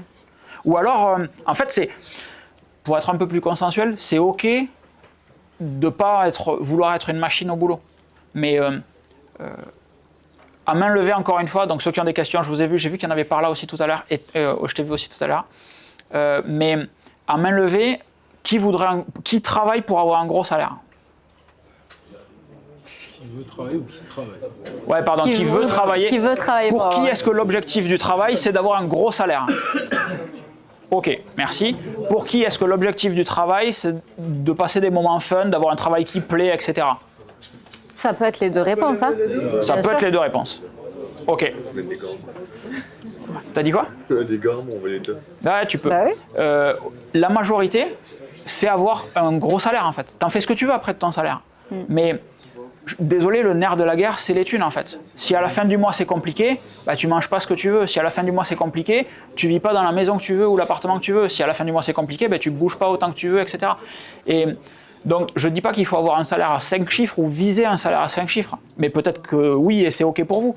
Mais il faut au moins un minimum pour être bien. Et donc il y a plusieurs types de personnes. Moi j'ai une forte appétence au risque et je voulais un gros salaire pour pouvoir construire et faire ce que je veux à côté, quitte à m'oublier un petit peu.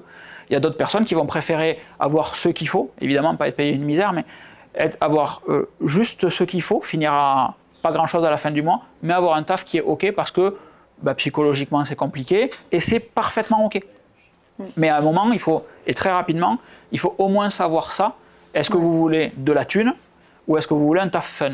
Taf fun, vous pouvez facilement l'avoir tout le temps. Si vous voulez de la thune, ben en fait, ça et une chier de certif, exactement.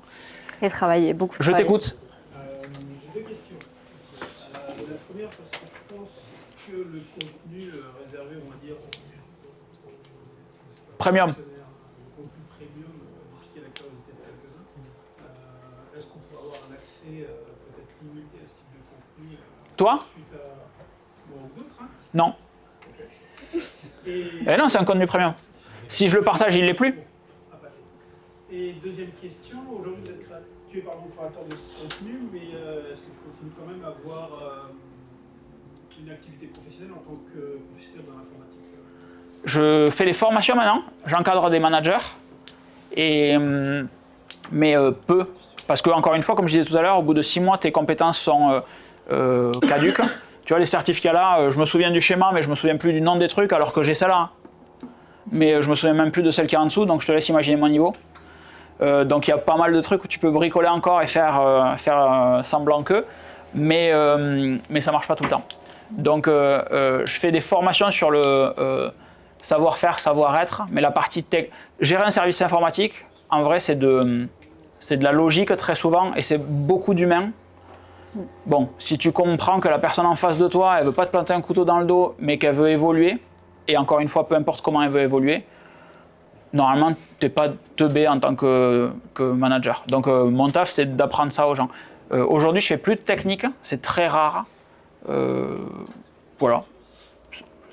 C'est ta seule activité, créateur de Ouais, totalement, c'est ma seule activité.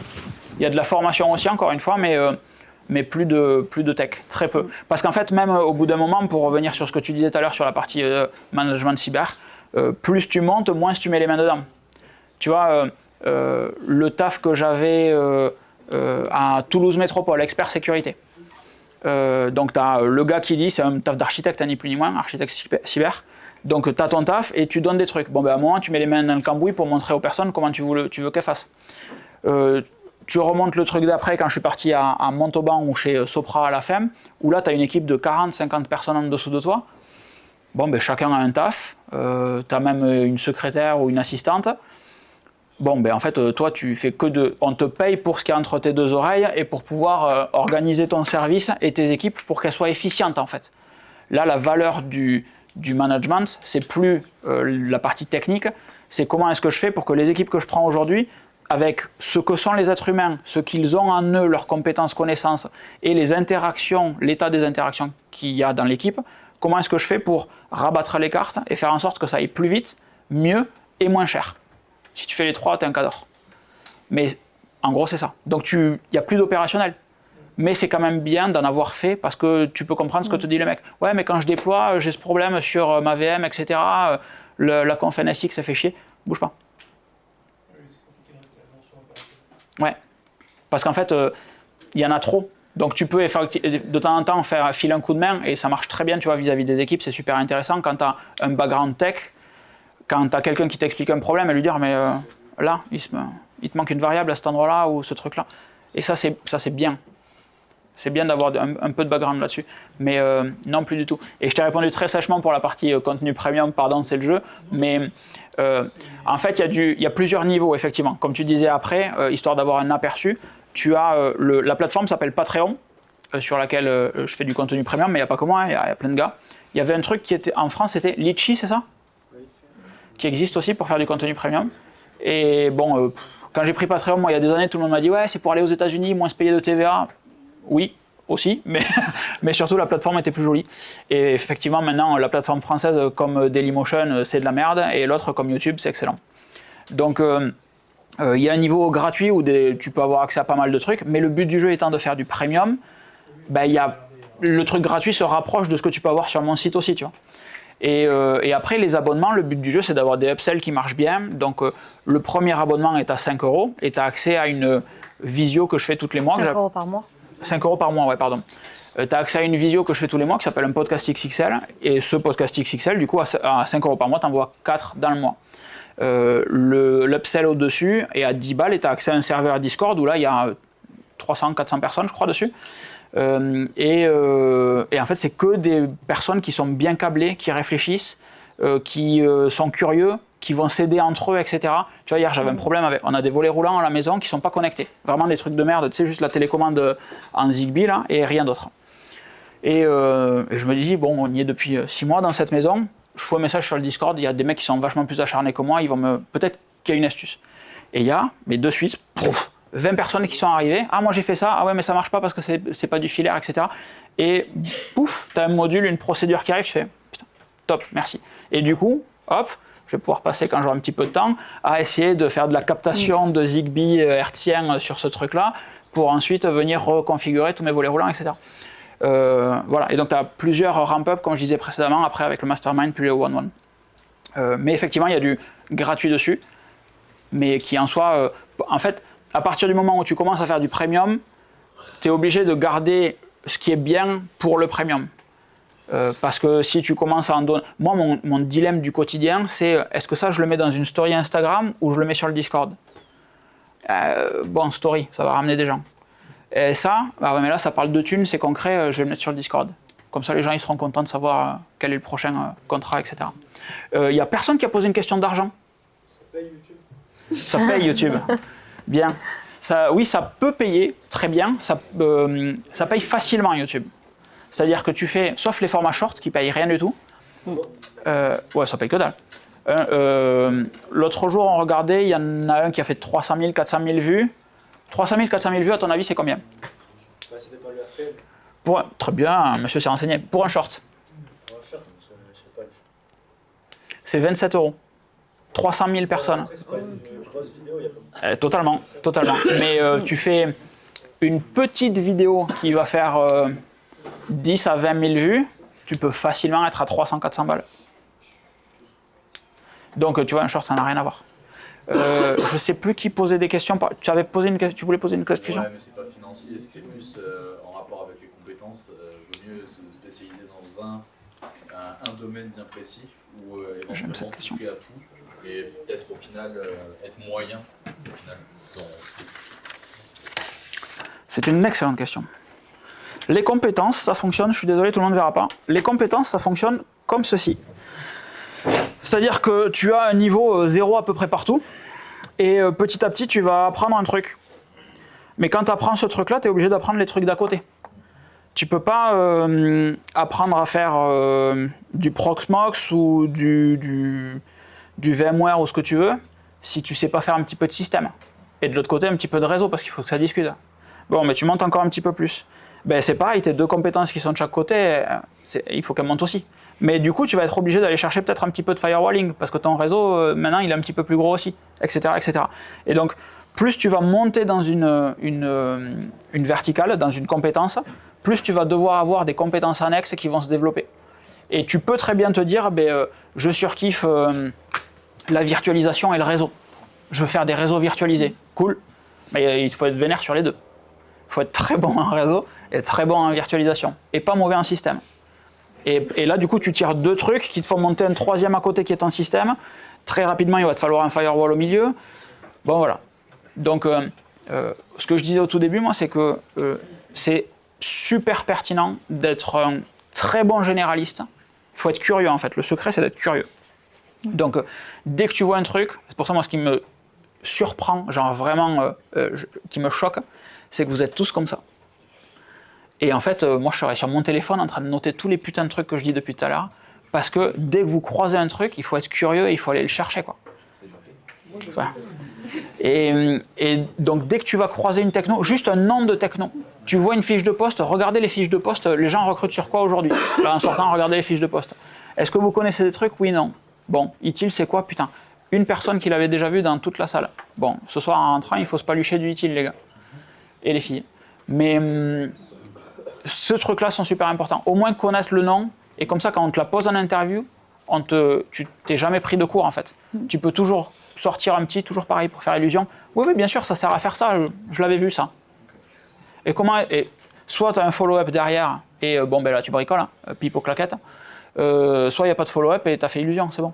Mais s'il y a un follow-up, ça peut être « Non, mais c'était mon collègue à côté qui s'en occupait. » Mais tu l'as déjà vu, tu connais. Oui.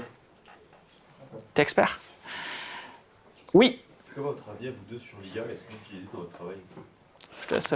Oui, moi je l'utilise quotidiennement, que ce soit dans mon poste de tech ou pour aider l'OCAM.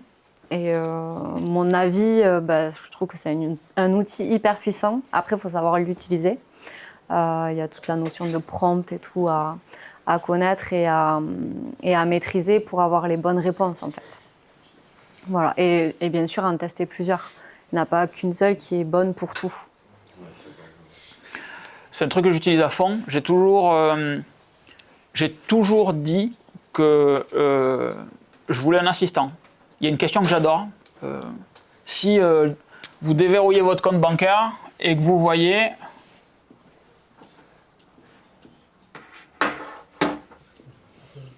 « 69 millions dessus, qu'est-ce que vous faites? Quel est le premier truc que vous faites ?»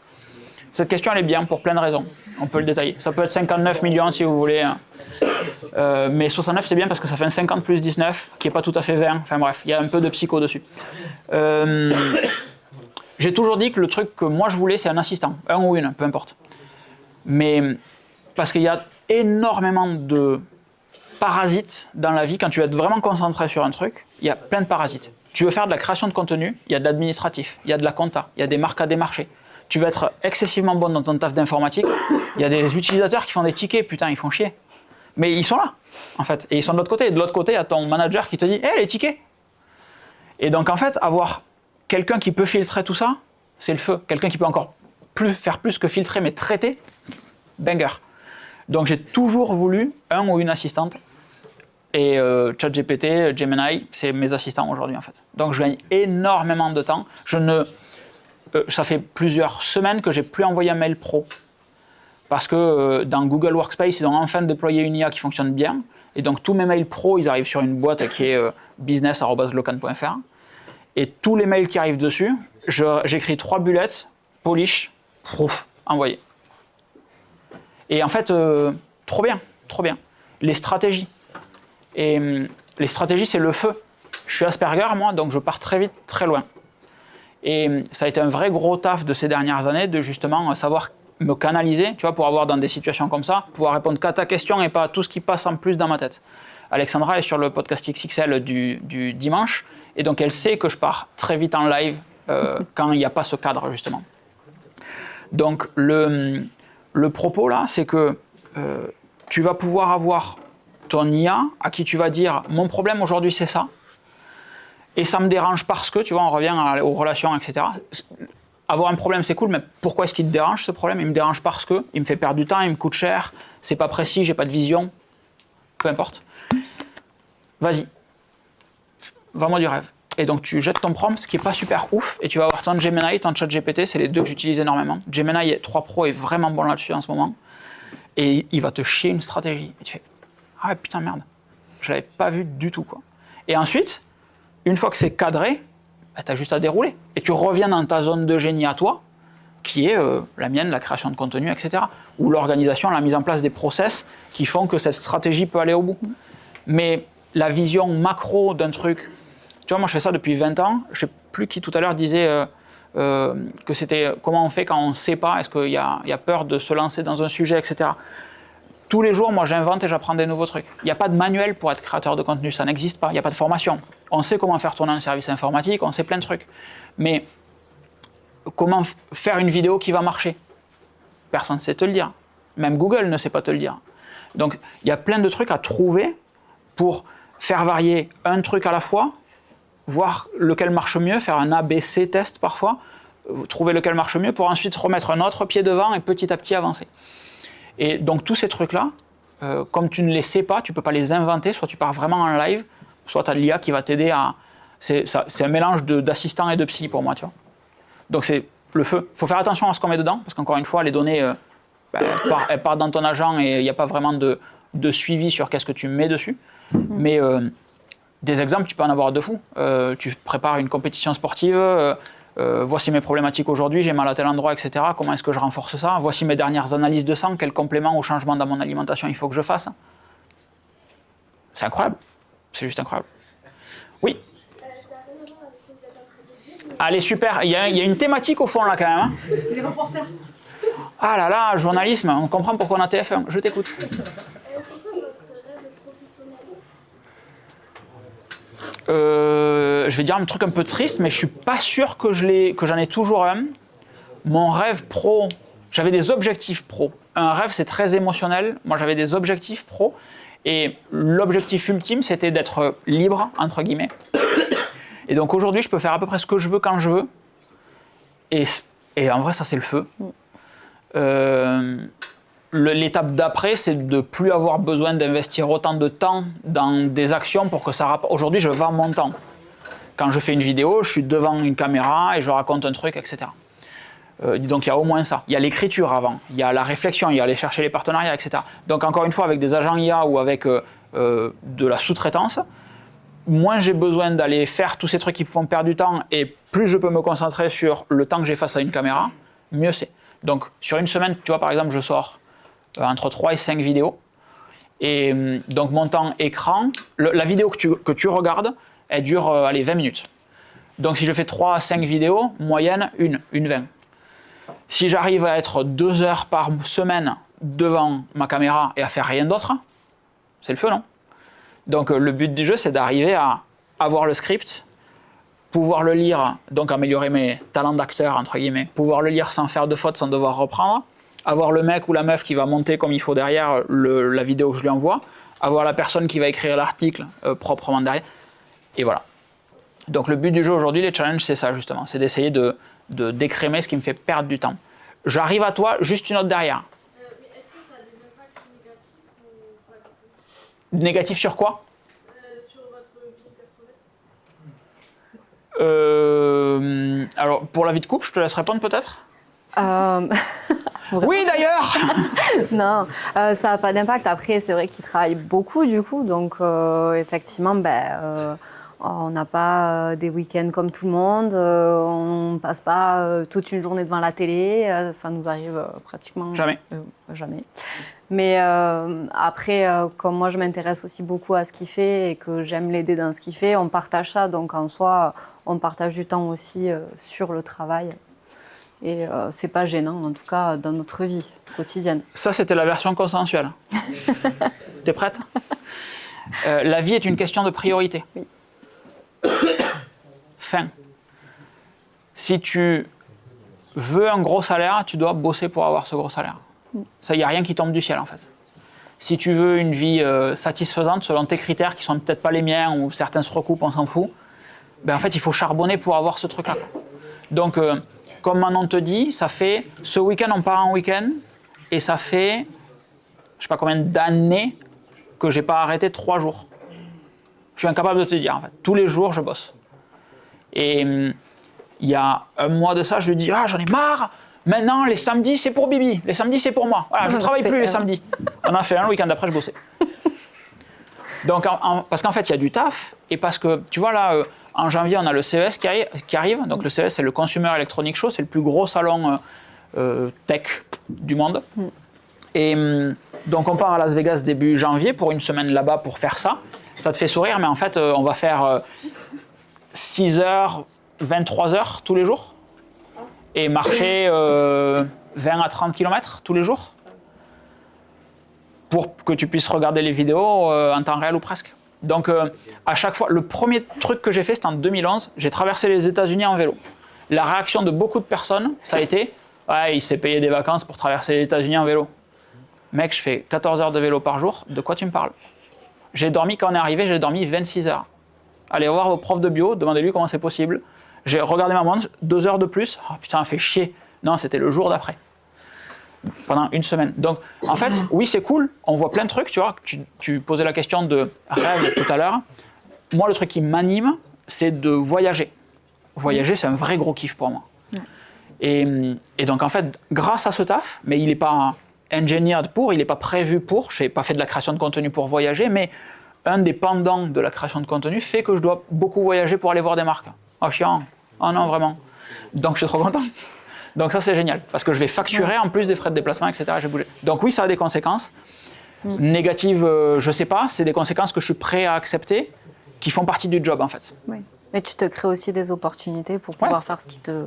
Le sujet, c'est ça, c'est que tant que ce que tu fais, il y a plus de positifs que de négatifs, ça devient acceptable. Ou alors, tu acceptes justement qu'il y ait beaucoup de négatifs à un moment, parce qu'après, ça sera bon. Tu vois, typiquement, ce que vous faites là, être assis, c'est chiant. Bon, mais en fait, vous êtes obligé de passer par là pour pouvoir avoir un taf moins pérave que ceux qui n'ont rien fait. Voilà, donc vous prenez votre mal en patience, vous renseignez sur ITIL et après ça se passe bien. Je t'écoute. Ouais. J'en ai deux moi aussi. Quelle plateforme autodidacte utilisez-vous Alors aucune, il n'y a pas de plateforme en particulier, puisque justement quand tu es autodidacte, tu apprends tout seul, littéralement. Donc, j'ai pas de plateforme en particulier pour apprendre des trucs. Tu vas apprendre énormément. Alors, à l'époque, dans des livres, j'ai plein de bibliothèques qui servent à rien aujourd'hui. Microsoft Exchange 2006, R2, 2008, R2. C'est que des trucs qui ne servent à rien, mais en fait, une quantité incroyable de mon temps à l'époque, c'était d'avoir un livre à côté, un écran et un clavier devant, mon repas là. Tu vois, elle est partie, dommage. Quand je disais la vie est une question de priorité, en fait, quand tu rentres du taf, de ta journée de taf, j'allais m'entraîner et à 19h par là, je suis à nouveau devant l'ordi, mais cette fois c'est pour moi, avec un cours, de la prise de notes sur le côté et il faut que je monte ce serveur, mais j'y comprends rien, Linux c'est chiant. Et bien allez, hop, comment je fais, sudo, chiant. Et donc c'est juste, et ça, et répéter, et répéter, et répéter. Donc tous les soirs tu fais 3-4 heures de cours pour toi, tout seul, mais en fait 3-4 heures c'est la moitié d'une journée, donc tu fais un programme que des gens peuvent faire sur des trucs utiles. Donc il n'y a pas de plateforme, tu vas avoir énormément de bouquins, c'est de moins en moins vrai. Aujourd'hui, YouTube est incroyable pour apprendre des trucs. Sur la partie réseau, je vous recommande Network Check. Oui, bien sûr, Locan, Network Check, je note. Et les forums aussi, Reddit. Tu disais Reddit aussi, les forums. Ouais. Reddit, il y a de tout et de rien, mais de tout. Mais Network Check, comme Chuck Norris, c'est un mec avec une beubare énorme. Et c'est une machine sur tout ce qui va être Raspberry Pi, Proxmox, Docker, DNS réseau, tout ce que vous voulez. Très très bon. Donc il y a plein de trucs sur YouTube qui sont cool. Aujourd'hui, si je devais réapprendre des trucs aujourd'hui, ça serait un mélange d'IA et de YouTube. Beaucoup de YouTube. Ouais. J'ai une question. Il en avait pardon, excuse-moi, il en avait une deuxième. Excuse-moi. Vas-y, je t'écoute, pardon. Désolé.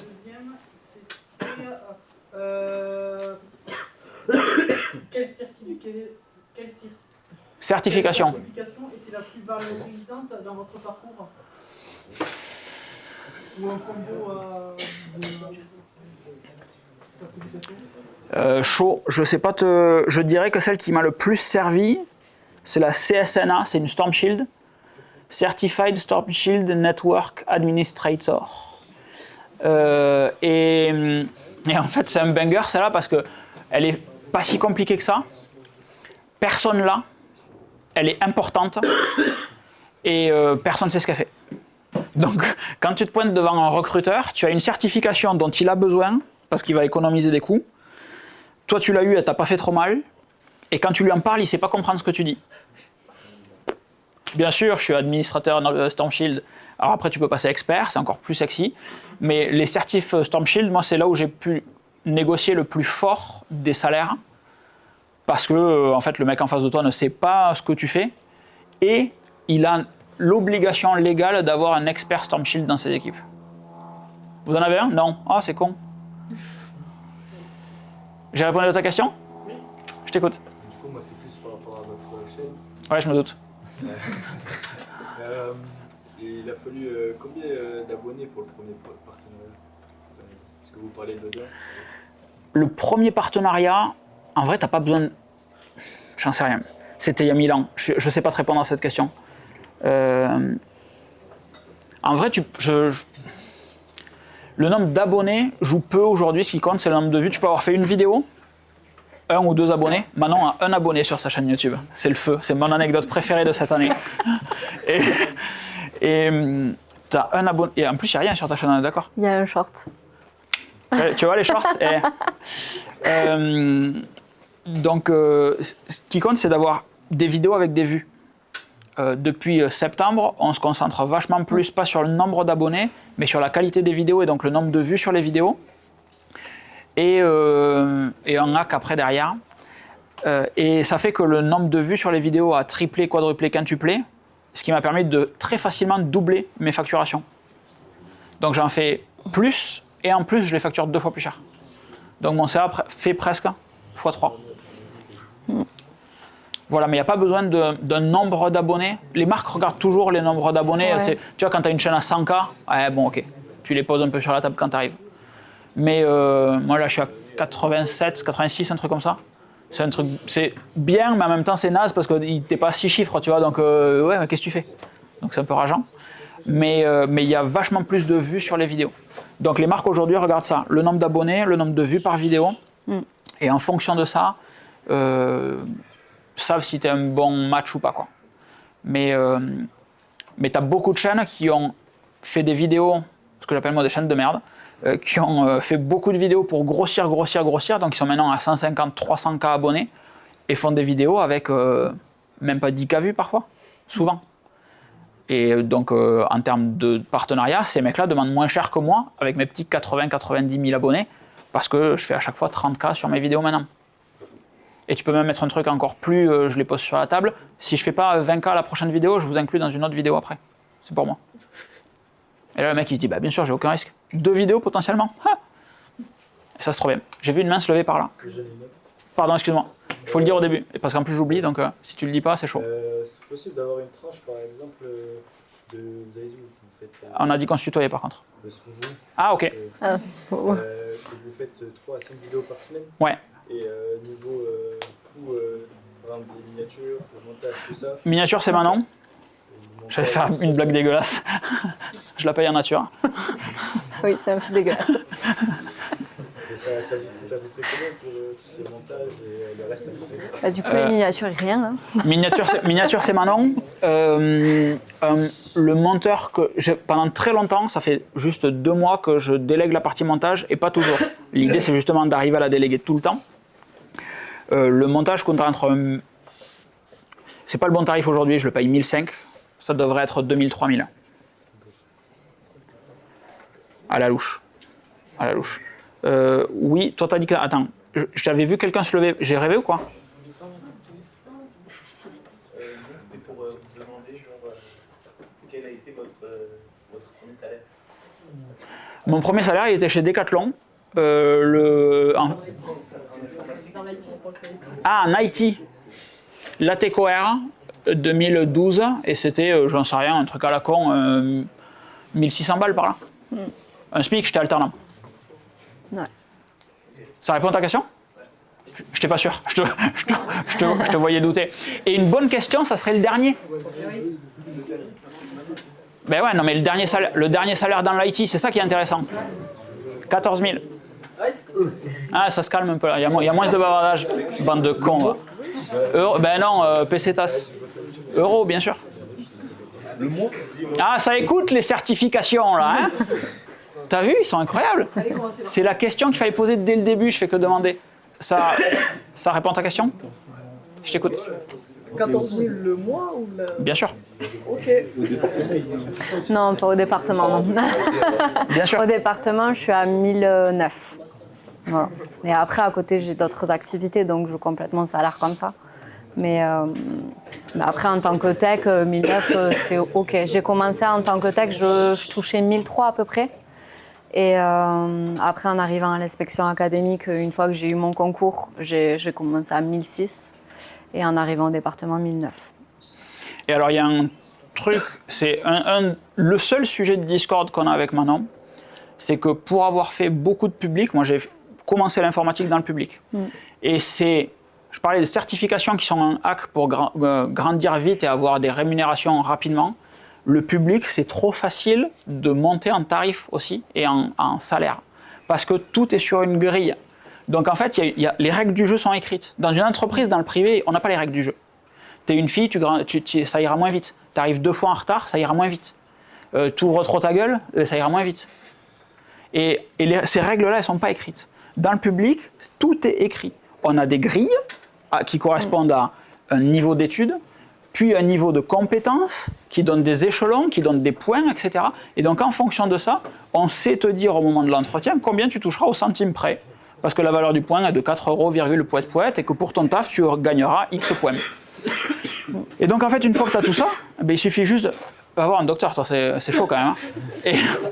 Et donc, au fur et à mesure, une fois que tu as tout ça, tu peux trouver tous les raccourcis qui vont bien pour aller sur la grille du dessus. Et c'est trop facile, en fait. Donc, un salaire dans le public, tu peux très facilement le passer au-dessus des 2 et quelques. Ça implique de changer de taf. Régulièrement, c'est un des propos qu'on avait au tout début. Quand vous avez un taf, il faut régulièrement changer de taf. Je t'écoute. Comment vous faisiez embaucher? Devez-vous faire un CV et l'envoyer à plein d'entreprises en même temps ou vous cherchez des propositions de jobs sur un site dédié? J'ai jamais fait un CV que j'envoie à tout le monde en masse. J'ai toujours trouvé une annonce à laquelle je répondais avec un CV et une lettre de motivation. Et c'est, je pense, le plus important. Le CV, il est intéressant. Ah, j'aurais pu te le filer pour que tu le retransfères. Je pense qu'il est atypique, mon CV. On vous dit toujours que le CV, il faut qu'il fasse 1 page. Et le mien en fait 3. Et tu as toujours le moment où tu te dis ah putain, je suis entre 1 et 2, qu'est-ce que je fais? Et la première fois où tu envoies un CV qui fait 1 page et demie, c'est pas la vraie 2 pages. Et en fait, c'est important. Alors en sortant de là, non, mais le recruteur, il veut voir ce que vous savez faire. Donc le CV, c'est la carte de visite de regarde tout ce que je connais. Et à un moment, tu connais des trucs, donc il faut les écrire. On ne vous a pas dit qu'il fallait rester dans une case. Si tu viens chercher un salaire à 10K, il faut 2 pages au moins. La lettre de motivation, c'est ce qui va montrer que tu sais écrire, c'est con mais c'est important. Tu as compris les besoins du recruteur, donc tu réponds à son offre précisément en mettant en avant tes compétences qui sont dans le CV, ça permet de faire le lien, et en lui montrant que tu es à sa disposition, plus ou moins. Donc, des trucs qui marchent bien. Une des lettres de motivation que j'ai faites, et j'ai eu le taf du coup après, c'était je connais rien dans le poste que vous offrez, mais je veux bosser avec vous, laissez-moi une chance. J'ai eu la chance. J'ai eu le poste, j'ai tout déchiré sur le poste évidemment, puisque quand on te laisse une chance, surtout tu t'appliques. Mais j'avais envoyé une lettre de motivation en me disant ce gars est incroyable, je veux bosser avec lui, j'apprendrai trop de trucs si je bosse avec lui, il faut que j'y aille. Et le poste est un banger. Le poste était l'expert sécurité. Et en fait, je connaissais rien à la cyber en allant sur ce poste. J'étais très bon en réseau, pas mauvais en système. Et les interactions entre les trucs, je les vois bien, tu vois. Mais cyber, et il n'y avait que des référentiels militaires, etc., que j'avais jamais vus. Bon, vous êtes un ancien colonel, moi je connais pas ce que vous me demandez, mais si vous m'expliquez, je vous promets, ça va faire très mal. Et j'ai eu le taf. Donc ça, c'est trop bien. Lettre de motivation, CV, c'est important. Et, mais j'ai jamais envoyé en masse les trucs. Ça peut être une stratégie, je sais pas toi. Non, moi, j'ai jamais envoyé en masse non plus. J'allais vers des annonces qui m'intéressaient et je postulais sur ces annonces-là. Donc, pareil, en personnalisant effectivement la lettre de motivation par rapport à l'entreprise où vous allez. C'est pas la même lettre pour tout le monde. Le truc qui est super bien quand tu fais quand tu vois un poste, c'est de voir s'il n'y a pas quelqu'un que tu connais qui connaît la personne. Et comme ça, il ou elle peut t'introduire. Et en vrai, c'est le mieux à faire. Si tu as quelqu'un qui, j'ai vu le réseau, mais le réseau genre LinkedIn, quoi. Bien sûr. Et dès que vous passez une certif, vous la mettez sur LinkedIn, ça pop chez tout le monde voit, Manon a passé sa nouvelle certification Cisco, félicitations Manon, le mec qui a répondu félicitations Manon, ça repart sur son truc, je recrute du Cisco moi, ouf. LinkedIn, certif LinkedIn. Et regarde, j'étais encore sur des certifications. Tu avais une question. Pardon, j'ai répondu à ta question? Oui. Cool, je t'écoute. Quand tu dis que tu fais passer des formations, oui. Comment ça fonctionne? Tu contactes, on te contacte? Ouais, vas-y. Et pour pouvoir faire passer les formations, qu'est-ce qu'il te faut? Il te faut un diplôme, une catégorie? Elle est marrante cette question. C'est les personnes qui me contactent. Parce que moi j'ai déjà du taf aujourd'hui en fait, donc je me mets à la dispo de ceux qui en ont besoin ou qui pensent en avoir besoin, et surtout aujourd'hui je suis chiant, c'est-à-dire que je veux travailler qu'avec des personnes qui ont envie. Donc si j'ai quelqu'un en formation et qu'il n'écoute pas ce que je dis, ou que, j'allais dire il prend pas des notes mais ça me fait marrer par rapport à maintenant, ou que je vois que la personne n'est pas investie, je fais des points tous les mois avec cette personne, et si au deuxième rendez-vous, à la fin du premier, tu as établi des problèmes, normalement tu as donné des solutions et des axes pour corriger ces trucs durant le mois pour voir ce qui se passe après. Quand tu te pointes au deuxième rendez-vous, ouais mais j'ai pas pu parce que j'ai pas eu le temps, des excuses tout le monde en a. Moi j'aurais pu trouver une excuse pour pas faire la visio aujourd'hui, mais pour autant je suis là. Donc en fait c'est toi qui as des problèmes, moi je suis là pour t'apporter des solutions. Tu peux continuer de me lâcher des thunes tous les mois, mais en fait ça te sert à rien, moi je perds du temps, et donc au bout d'un moment je préfère dire stop. Donc c'est majoritairement les gens qui viennent me chercher. Et il y avait une deuxième partie à ta question, pardon. Est-ce qu'il y a des études? Est-ce qu'il y a des études ou il faut juste la sortir? Tu parles de quoi? Les formations. Les certifications, pas les formations que... Non, les formations. Les formations que moi je donne? Non, parce qu'il faudrait... Je pourrais typiquement te faire passer celle-là, parce que je l'ai toujours. Là, il m'en manque une, là il m'en manque 3. Mais surtout, avoir les certifs, c'est une chose, et être agréé comme formateur de la certif, c'est encore autre chose. Donc effectivement, si tu vas prendre typiquement, celle-là, quand ils l'ont sorti, ITIL 4, j'étais, moi, avant V3 expert, le master s'appelait expert, et la femme qui donnait la formation était passée la fondation 4 en même temps que nous. Elle nous formait dessus, mais elle passait la formation en même temps. Pourquoi? Parce qu'elle a un truc au-dessus, elle a le joker qui dit je suis formatrice ITIL, donc je peux vous apprendre les supports ITIL. En fait là on te juge encore une fois plus sur le fait que tu sais interpréter le manuel de formation ITIL et le transmettre, on revient un petit peu du management, que est-ce que tu connais la technique réellement. C'est surtout ça le sujet.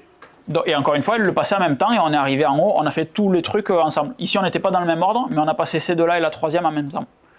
Et tu vois, et c'était elle qui formait, pas sur les dernières, mais qui formait tous les troncs du milieu et la fondation. Donc tu arrives à des trucs fun. Je t'écoute. C'est valable combien de temps une certification à peu près? Ça dépend des certifs, t'en as qui sont valables à vie, t'en as qui sont valables 1 an. Ah c'est 1 an? Ça dépend. Ça dépend, t'as des trucs, typiquement une Cisco, elles expirent assez vite, c'est 3 ans je crois. Storm Shield c'est 3 ans. Azure, les premières c'est 1 an. Elles sont gratuites, c'est à toi de te former. Elles sont gratuites? Ouais. T'étais où au début de... Ah ouais, c'est gratuit. Ah non mais ça dépend desquelles. Les Azure, les premières Azure sont gratuites. L'Azure de fin, elle est à 10 000 et quelques. Mais ouais, mais encore une fois, elle est à 10 000 et quelques, mais c'est ton entreprise qui la paye, et l'entreprise va pouvoir choper un marché derrière sur un truc qu'elle n'aurait jamais eu. Architecte. Ben non, mais tu n'iras pas faire ça là. Par contre, si tu veux faire toute seule les formations, tout à l'heure, je suis sûr que tu iras sur le site de Microsoft, learn.microsoft.com, et tu peux passer les premières formations qu'il y a dessus, qui, elles, sont gratuites. et qui font déjà très bien, c'est les certifs 1 étoile. Je t'écoute. C'est quoi les certificats qu'il faut avoir vraiment? Ça dépend en quoi tu veux débuter. Quel est l'objectif? En réseau, c'est Cisco. Cisco. Et en dev, c'est quoi? Je suis pas bon en dev, mec. T'as un dev? En dev, c'est, je crois que Lilian, il a passé pas mal en dev, déjà, non? Les certifs. Et qu'est-ce que tu as passé comme certification et qu'est-ce que tu conseillerais? Moi, c'était beaucoup dans la programmation où j'ai passé Python, Pascal, C, Ouais. Visual Basic, Ok. C++ et C Sharp. T'as une certif pour un langage? C'était des certifications de langage, donc c'était sur Coding Game, Hackers Rank et Hack the Box. Ok, ah oui, Hack the Box, très bon. Très bon, ok. Ouais, Hack the Box, pareil, c'est ta tablette de chevet, c'est Hack the Box. Je sais pas si tu connaissais la plateforme. Très bon. Tu as 2 trucs comme ça, celle-là et une autre dont je dis à chaque fois le nom. Et en gros, tu as White ou Black Hat. Et soit il faut que tu sécurises, soit il faut que tu pénètres. Et tu as différents niveaux de système, différents niveaux de sécu, différents niveaux de réseau. C'est que du virtuel. C'est gamifié un petit peu, tu as des badges, machin, tout ça, c'est le feu ça. Il y a un mec qu'on avait recruté, pareil, aucun diplôme, totalement autodidacte. Et vous faites quoi? Et donc pareil, il se pointe, on l'a en entretien, on prenait tout le monde en entretien, il se pointe en entretien, et je vois le profil, le mec à côté de moi, vieille école, ouais, de toute façon, je comprends pas pourquoi ils font, qu'est-ce qu'ils font là, ces jeunes, etc. Il arrive en face, je lui dis, vous avez vu la fiche de poste? Oui. Il y a un truc qui vous pose problème ou pas? Non. Faites une démo. Hop, ça c'est moi qui l'ai monté. Est-ce que vous arrivez à passer? Il m'a défoncé. Et bon, le contrat il est là. Et donc l'autre à côté, je lui dis, mais alors, on le prend ou pas? Oui, c'est surtout que ton truc était nul, t'avais vérifié avant. Non mec, c'est juste qu'on a une machine en face et ta gueule en fait, qu'il a un diplôme ou pas, ça veut pas dire qu'il est mauvais. Donc on l'a pris, cher, mais il défonçait tout sur Xbox. Et pareil, ça tu vois, t'auras parfois en cyber, souvent, des tests. Moi j'adore les tests. Sur 100% de mes entretiens, je mets des tests. Ça peut être juste cérébral, pas sans truc, etc. Un truc que j'adore faire, c'est avoir un papier, tu as une feuille A4 quand tu fais un entretien avec moi. Dessus, il y a plein de questions, plein de scénarios. Et on commence l'entretien, on se présente, etc. Regardez la feuille, lisez les questions, je laisse 1 minute à la personne, retournez, on continue l'entretien, et à la fin, on retourne et il me répond. Donc ça me permet de savoir si la personne elle sait faire 2 choses en même temps, réfléchir aux questions en même temps qu'elle fait l'entretien avec moi. Si les questions sont suffisamment faciles pour elle, pour pouvoir les traiter en temps réel à la fin, parce que si je te laisse du temps dessus, tu trouveras forcément un truc à me dire, mais si je te prends au dépourvu, il faut que ça soit facile. Et surtout, si techniquement, il y a une solution dessus. Tu as des questions où c'est des no-win scénarios. Il n'y a pas de bonne réponse. Tu arrives au bureau lundi, c'est la première question à chaque fois. Tu arrives au bureau lundi, la baie réseau, elle est éteinte. C'est quoi la première chose que tu fais? C'est une question? Ouais, vas-y. C'est rien, moi, je suis pas très fort au réseau. Tu arrives au bureau, il n'y a plus d'informatique. La baie réseau est éteinte. La porte est ouverte et la baie réseau est éteinte. Et t'es le premier arrivé. Et la baie réseau est éteinte. Les switches, les agrégations, les NAS, les onduleurs, tout est par terre. Le premier truc que tu fais, tu rentres chez toi? Ah, t'as pas l'entretien, mon pote. Je suis désolé. Et donc là, t'as des mecs qui vont te dire je vous appelle. Ok. Je rebranche. Pourquoi? J'appelle les pompiers. Il y a le feu? Non, laisse-les tranquilles. Et donc là, sur cette question-là, t'as de tout. Et t'as des trucs que t'as jamais vu venir. Tu te dis ok. Je rebranche. Tu cherches pas à savoir pourquoi c'est éteint d'abord? Et en fait, il n'y a pas de mauvaise réponse. Je veux juste voir si tu as peur de cette question ou si tu essayes et qu'est-ce que tu me dis quand tu essayes. Et comment tu justifies ton truc. Rentre chez toi, mauvaise réponse. Je t'écoute. Moi, c'est encore par rapport à YouTube. Allez Je vous envoie ma secrétaire. Tout à l'heure, tu as dit que maintenant tu privilégies les vues aux abonnés. Oui. Et tu fais ça comment? C'est à force de faire des vidéos, tu prends forcément des abonnés, mais... Pas forcément. Tu peux en perdre. Oui, ça se veut. Je fais une vidéo où je fais l'hélicoptère, je vais perdre des abonnés, je te rassure. Donc, ça veut rien dire. Si, quand tu perds des abonnés, ça veut dire que ta vidéo n'était pas bien. Tu t'appliques sur la qualité, tu t'appliques sur la miniature, c'est pour ça que j'ai maintenant. Tu t'appliques sur la miniature, tu essayes de voir les miniatures d'avant qui ont bien marché, qu'est-ce qui a fait qu'elles ont bien marché, et tu essayes de répéter l'expérience. Tu peux faire la meilleure vidéo du monde, tu as un titre et une miniature à chier, il se passe rien en fait. Et ça, c'est le vrai truc frustrant. C'est que tu peux passer 1 an, tu peux faire une vidéo à Steven Spielberg, tu mets une miniature avec Toto, clac clac, hein, ouais, tu vas avoir 3 vues, mais bon, ça servira à rien. Donc miniature titre, pour faire venir les gens, c'est la base, que tu le veuilles ou non, que je le veuille ou non, moi ça me fait chier, donc je délègue. Et tu essayes de faire une vidéo qui soit... Moi, mon axe, c'est de montrer de l'expertise. Il y a plein de vidéos sur Internet où tu n'apprends rien. Le mec en face, il s'est fait payer par une marque, ou pas d'ailleurs, mais on te présente un truc et tu n'apprends rien de plus que si tu l'avais commandé toi et que tu avais juste regardé le produit, ou juste si tu avais regardé la page web du produit. Non, si tu l'as dans les mains, etc., présente-moi un truc, explique-moi pourquoi est-ce que ce stylo, il est intéressant, parce qu'il est léger, parce qu'il est bien équilibré, donc si vous voulez faire le con avec, vous pouvez. Le bouchon s'enlève et se remet facilement. La pointe, elle est intéressante parce qu'elle a un profil fuselé, c'est quand même plutôt cool. Et surtout, le jour où j'ai plus d'encre, je peux pomper à l'arrière pour venir faire ressortir de l'encre. En plus de servir de double capuchon, comme ça vous ne faites pas d'erreur quand vous allez le foutre dans la bouche pour... Voilà, je veux du détail. Je veux que tu saches te mettre à ma place en me disant, ce stylo, pourquoi est-ce que je le veux, pourquoi est-ce que je le veux pas. Si j'ai souvent plus d'encre, si je suis dans un environnement sec, eh bien ça c'est un banger pour moi. Toi t'en auras peut-être rien à foutre. Parce que le climat est normal chez toi. Et en fait je veux ce niveau de détail. Et donc plus tu vas te donner, quand tu es en capacité de proposer un service à des personnes, tu vas attirer les personnes du niveau de service que tu veux proposer. Donc c'est-à-dire que moi je veux des personnes qui sachent réfléchir, je veux pas des teubés en face, ça me fait chier. Il faut savoir jouer avec ses compétences, mais avoir des ouais, je trouve bien ta vidéo, non, ta gueule, ça m'intéresse pas. Tu vois, je préfère avoir moins de vues, mais des personnes qui vont être intéressantes dans les échanges et on va se tirer vers le haut mutuellement en fait.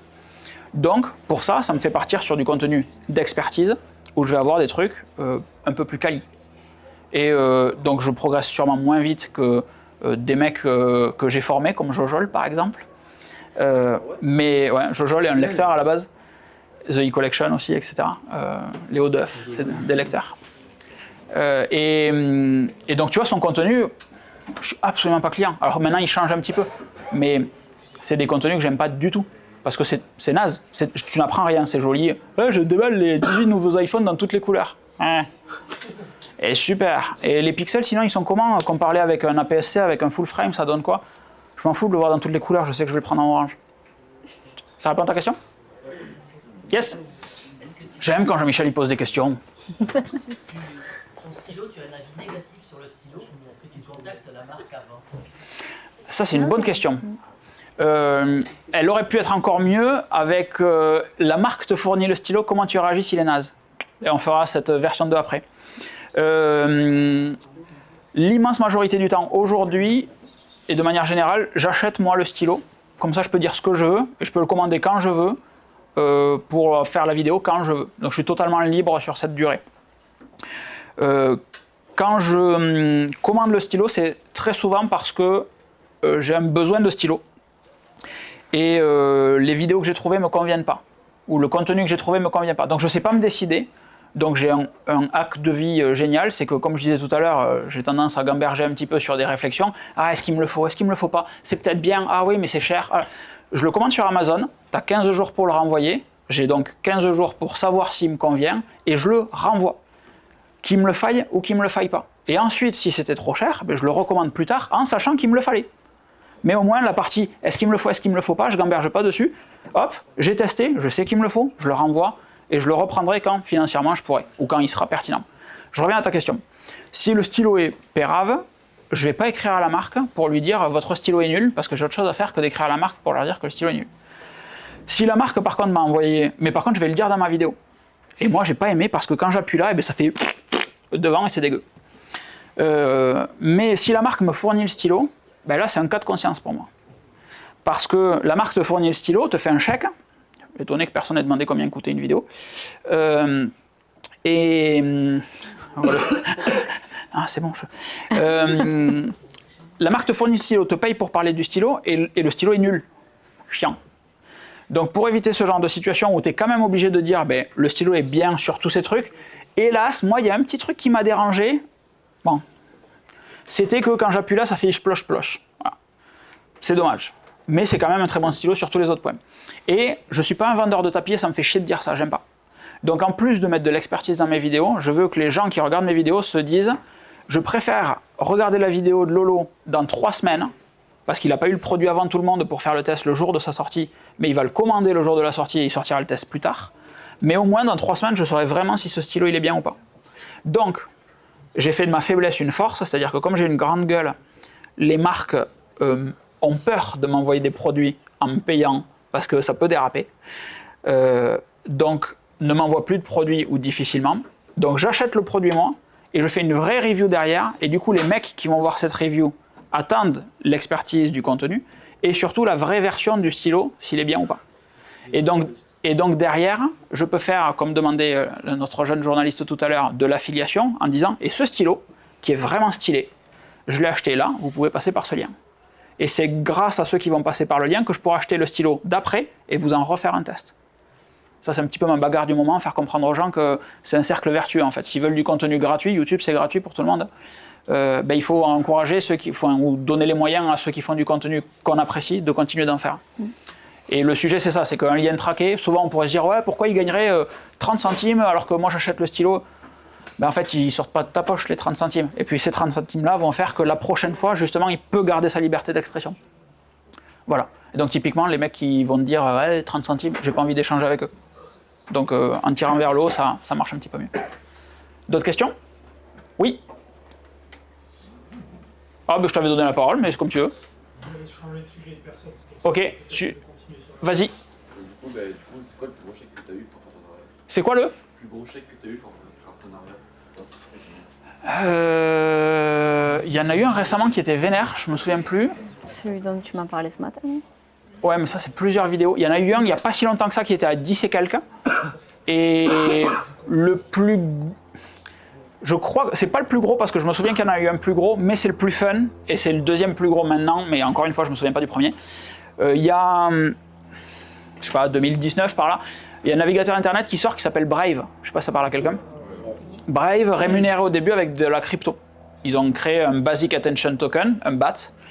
Et donc quand quelqu'un a installé Brave en passant par ton lien et l'utilisait plus ou moins pendant 30 jours, il te filait, je crois que c'était l'équivalent de 25 € en BAT. Donc plusieurs dizaines de BAT. Et donc il y a eu pas mal de personnes qui ont installé Brave sur ma review. Encore une fois, la review c'était pas juste hey, regardez Brave c'est génial, il y a des BAT, s'il vous plaît soyez sympa, installez-le. Non. Pourquoi est-ce que Brave est mieux que Firefox ou que Safari? Qu'est-ce que ça me fait gagner comme temps aujourd'hui? Qu'est-ce que ça pourrait vous aider à faire de même? Et donc cette review sort, il y a je sais pas combien de milliers de personnes qui l'installent. Et donc tu as des BAT qui arrivent sur ton compte en crypto. Et le bot fait sa vie, Brave continue, etc. Le bot fait sa vie, le bot fait sa vie. Et un jour je me connecte et je fais putain, il y a combien là-dessus? Et donc il y avait 14 et quelques 1000 €. Et pour un truc qui n'a coûté rien à la marque, ils m'ont juste filé des bateaux au début, tu vois. Et quand j'ai regardé ça, j'ai eu un cul énorme parce qu'il était en train de bouler, donc il finissait son ascension. Et la semaine d'après, il est monté à 1,20 €. Et donc je crois que j'ai sorti 15, 16, un truc comme ça. Et donc j'ai tout vendu. Il m'en reste encore aujourd'hui, mais il vaut, je sais même plus, si quelqu'un a un téléphone sous la main, regardez le BAT à combien il est, mais ça doit être quelques dizaines de centimes. Et donc tu vois, c'était pas, celle-là elle est fun parce que la marque a rien payé, et c'est au fil du temps, un jour je me suis connecté, je fais hey! Donc j'ai clôturé le crédit de mon ancienne bagnole. Enfin tu vois, c'est ouf de se dire, j'ai payé ma bagnole avec une vidéo YouTube, quoi, sur un navigateur internet. Donc voilà, trop bien. Et il y en a eu un autre récemment qui était énervé aussi, je sais plus ce que c'était. C'était pas Ultra Human? Ultra Human, c'est ça, c'est une bague connectée. Ça, pour le coup, c'est un produit que je surkiffe de fou. Et pour moi, c'est assez compliqué parce que c'est un produit qui est vraiment incroyable. Et à chaque fois que j'en parle, les mecs se disent ah, c'est encore pour gagner 10 balles. Non, vraiment, c'est un produit qui peut changer ta vie. Il est ouf. C'est mieux qu'une Apple Watch, c'est mieux qu'une Garmin. Là, dingue. Il y a 30% de remise en ce moment. Et bref, et donc eux, pareil, ils ont une affiliation qui est assez énervée aussi. Et je suis le seul français à en parler, donc c'est très bien. C'est quoi déjà le nom de la monnaie de Brave? J'ai pas entendu. Le nom de la monnaie de Brave, c'est quoi? BAT, B-A-T. Elle est, hein? Ouais, tu vois. Basic Attention Token. Et donc il était monté, c'est pas si mal que ça, parce qu'il me semble qu'il était descendu genre vraiment plus bas, et il avait pété à, j'ai 1,20 € en tête, mais en 2019 par là, si tu veux t'amuser. D'autres questions? Ouais. Ah oui, c'est vrai. Oui. Si j'ai bien compris, tu travailles au niveau d'une collectivité territoriale. Oui, tout à fait. Et du coup, sur quel service Du Ok, alors du coup moi je suis à la DSI au service support principalement. Donc je m'occupe de dépanner les utilisateurs, tout ça. Et je suis aussi formatrice, donc je donne des formations aux agents de la collectivité sur certaines de nos applications, sur un peu l'environnement informatique, tout ça. Parce que la collectivité c'est un peu un paquebot. Et on a des agents qui utilisent quotidiennement l'informatique, mais en fait qui ont beaucoup de mal avec. Donc mon but c'est de leur apporter des compétences pour qu'ils s'en sortent mieux au quotidien. Et qu'on ait moins d'appels du coup après pour les dépanner alors qu'il fallait juste redémarrer l'ordinateur par exemple. Voilà. Oui. Ah pardon. Vas-y. Vas-y.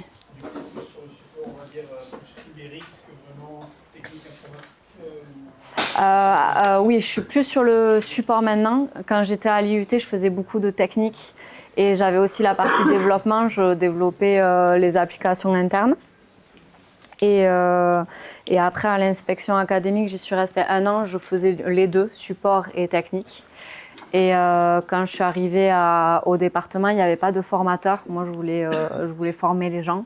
Et du coup, je fais du support et beaucoup de formation. Et après, je m'occupe aussi de toute la communication interne. Donc, je m'occupe de tous les supports, les tutoriels pour les utilisateurs, mais aussi pour les techniciens et les ingés. Donc, je m'occupe un peu du graphisme, on va dire, aussi pour la collectivité.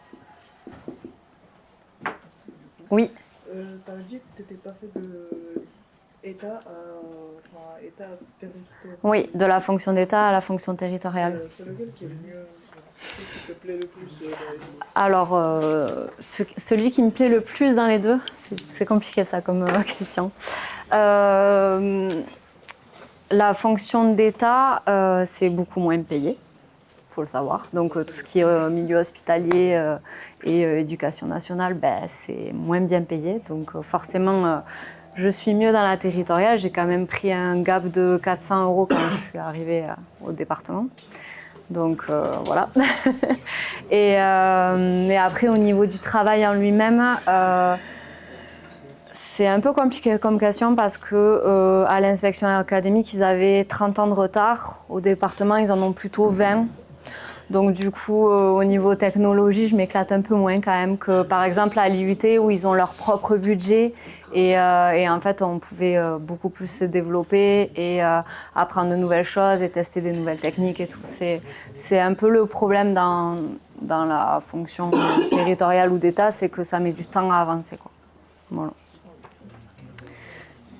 Je fais une petite... un petit break. Alors, on avait prévu 2 heures. Oui. Je sais que là, certains me demandent si on peut faire plus ou pas. Ok. Je sais que les premières années, en fait, ils finissaient leur journée à 15 heures, donc certains ont peut-être des obligations. Donc, est-ce qu'il y en a qui...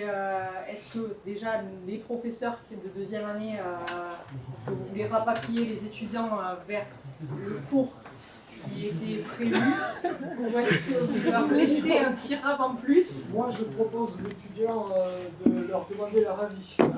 Ah, main levée! Sachant que nous, on a une... Alexandra? Sachant que nous, on a une obligation à 16 heures maximum. Ouais, donc oui, non, c'était pour baliser un peu le truc. Ouais. Juste, par contre, s'il y en a qui veulent partir, donc Manon disait qu'eux, ils ont aussi une obligation après, donc peut-être maxi un quart d'heure de plus et après on peut tirer jusqu'à 16 heures si jamais, mais après, je sais pas, Locan. Donc, on peut tirer jusqu'à 16 heures. Le petit truc que j'aimerais qu'on fasse pour tous ceux qui ont accepté, qui ont donné leur accord d'autorisation à l'image, c'est se faire une petite photo tous ensemble à la fin. Là, en fonction, bien sûr. Voilà. Je sais que certains m'ont dit est-ce qu'on pourra faire des selfies avec le clan et Manon. Ah. Voilà. Voilà. Est-ce qu'il y en a qui doivent partir en première année là, maintenant de suite, hein? Ok, alors on se fait une petite coupure, on se fait la photo. Ouais. Ceux qui peuvent rester, on se remet ensuite sur les tables et on prolonge d'un quart d'heure, une demi-heure. J'ai essayé, mais apparemment il est dégueu. C'est ça que tu veux me dire? On arrive à la fin de cette vidéo. Je vous remercie de l'avoir regardée jusqu'au bout. J'espère que ça vous aura plu. Si c'est le cas, n'hésitez pas à mettre un petit pouce à cette vidéo pour encourager la création de contenu sur d'autres sujets. Et dans la description de cette vidéo, vous trouverez les liens vers les chaînes YouTube de Locan si vous ne connaissez pas déjà. Je vous remercie et je vous dis à très bientôt.